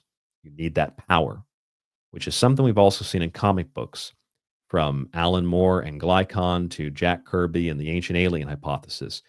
This is in the comic books. Sigils, kind of in the same way that, Kiss or Tony Hawk put their own blood in their products. It's part of a ritual, and that ritual is just a prescribed order of doing things. And that prescribed order of doing things is intended to create a specific, a particular outcome. What is the outcome of all this? Contact with ET, AI that kills us all. I think these are really, really overcooked ideas and theories. What I think is happening, and I don't have all the answers, and I'm open to adjusting and reinterpreting this assessment, but based on what we're looking at tonight, I think from the atomic bomb programs, Trinity and Crossroads, to the Large Hadron Collider, Shiva, and the philosophy of Sanskrit and Indian philosophy that's at CERN, that the language models from Lam to the Claude system, which communicates and discusses Indian philosophy in Sanskrit, to the just basic people that summon aliens and summon demons and look through black mirrors and everything in between, to Palantir, the palantíri stones, the PRISM program, to the locus of that 1947 memorandum, that what is happening is probably, as in the case of Admiral and the Mage, it's a long ritual. It isn't something you do in 20 minutes. It's not a morning prayer. It is a long, sometimes monthly, sometimes it takes years of doing the ritual. We're talking like actual years of every day doing the same thing or the same types of thing. Every day doing the same kind of chants, the same kind of purification processes, the same kind of rituals, the same kind of this and the same kind of that, and so on and so forth. It takes years sometimes. Sometimes it's months, sometimes it's years. And so that might explain why this stuff is drawn out over decades and decades and decades. There's something working through these people, the Sam Altmans, the Yuval Hararis, the Larry Ellisons, the Elon Musks, and so on and so forth, maybe even through the Stephen Greers, as far as I'm concerned. There's something working through these people to build something that the engineers don't even know how it works. Kind of like that movie Contact. And they're showing you the sigils because you power them and energize those sigils and you bring them to life. And most of it is up here in the head. It's up here where it's a thought form and then it manifests. That thought form is the locus. The locus are the Hindu concept of the universe, a plane, a realm of existence, or a mental state. That's where the divine beings are. That's where thought forms are. That's the world that manifests this stuff, which is what Carl Jung was talking about when he talked about UFOs, that we are manifesting and bringing this stuff into our reality. So like you had Foo Fighters and like you had ghost rockets and etheric discs and objects from Schweinfurt, Germany to Los Angeles, the Battle of LA, to the 1945 Trinity test, to Crossroads, to the next year, Roswell, to the 50s and the Robertson panel report, to the recent Wall Street Journal report about the disinformation campaign on UFOs. There's a lot of things going on here, but at the core of it, you bet your bottom dollar, you better bet that bottom dollar, that there's a lot more going on here than just flying saucers and archetypes, that these are long, drawn out rituals at the computer crossroads to summon the old ones. And that is what I believe all of this is about. Thank you for listening to the full 3-hour show. This will be our Monday show for June 10th, 2025. I want to thank everybody who tuned in tonight. I will go through the chat box here really quick. Jackie says, why would Sanskrit be used to speak to humans since it's not widely used? It's a good question. Maybe because they're talking about the models themselves on how to teach it to talk to humans in other languages. Maybe it's because, and it just picked it up itself, this one particular model, Claude, it picked it up itself, maybe because it found that of all the human languages, that was the easiest one to understand, which is kind of the point I was making about gods gave man Sanskrit, or these ancient languages. Man creates new languages and devolves from that Tower of Babel nexus point. And then man creates AI, and then AI learns that the best way to communicate with man, because it's not really that artificial, is through the languages of the gods. That's kind of the idea of what we're talking about. Nate is here. Howdy, Nate. I am on late night tonight. Yes. Thank you for joining us. You should check out Nate's page too if you don't know who Nate is. He's on the screen right now. Night Watch. Find him on X and Facebook. EM says each age may be a ritual. One age is coming to an end and another is beginning. Cyclical time and Ismalinosis is a book by Henry Corbin that outlines this idea. Yeah, that's a good point. It's like kind of a generational or kind of a, each age or each part of human life. It's broken into, early life, maturity, or rather early life, adulthood, and maturity, or you have the 4 components of birth, childhood, adulthood, and then essentially death. Yeah, maybe that's part, which is what Hinduism is. It's just a whole bunch of, different cycles. Thank you for tuning in tonight, EM. Thank you for tuning in, Matt. Thank you for tuning in, Manuel. Appreciate that. Yes, I am enjoying Japan to the max. Absolutely. Thank you for joining us, Nate. Let's see who else is in the chat. Jackie, thank you so much for joining us. Jello Putin. Thank you for joining us in the chat. Matt. We have a lot of listeners in here, a lot of things to scroll through. I know we got a lot more people listening than are commenting. But thank you for tuning into the show. Patriot Girl is also here. Says this stuff is mind-blowing. It is really mind-blowing. Manuel says Kali Yuga times. Yes, that's part of the cycles. Let's see what else we have here. Anything else? Some people get in conversations. You got to scroll through all these conversations. I know there's a lot of other people listening. Fuck you. I know what that means. Is code. Tyrants. Damn, I'm late on a live. Yes, we're live tonight. This will be Friday's show. Matt says Roswell aliens were AI robots. I don't know if you're joking or you're serious. I really don't know. Maybe in a sense they were. Stephen Greer mics to brief people.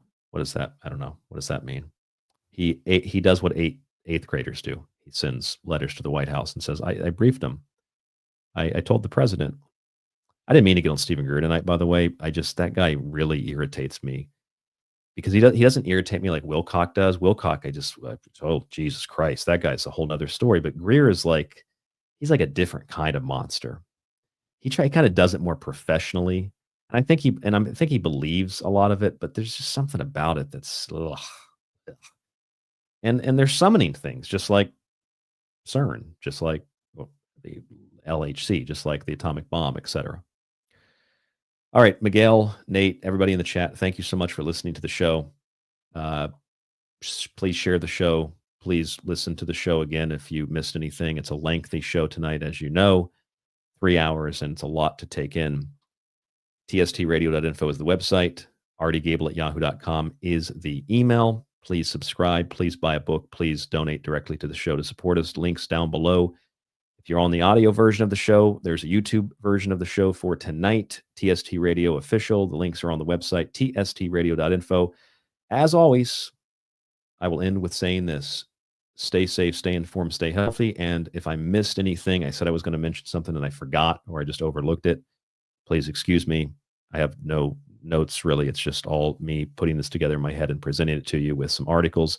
So I will, if I miss anything critical, I'll go back and talk about it again on another show. All right. Thank you for tuning in. Stay safe, stay healthy, stay informed. I hope that you have a great night and enjoy the start of your new week. And for anybody listening on YouTube, remember, you can get the audio version of this show. It'll be linked up in the archive within probably 6 hours of the show going up. Have a great night.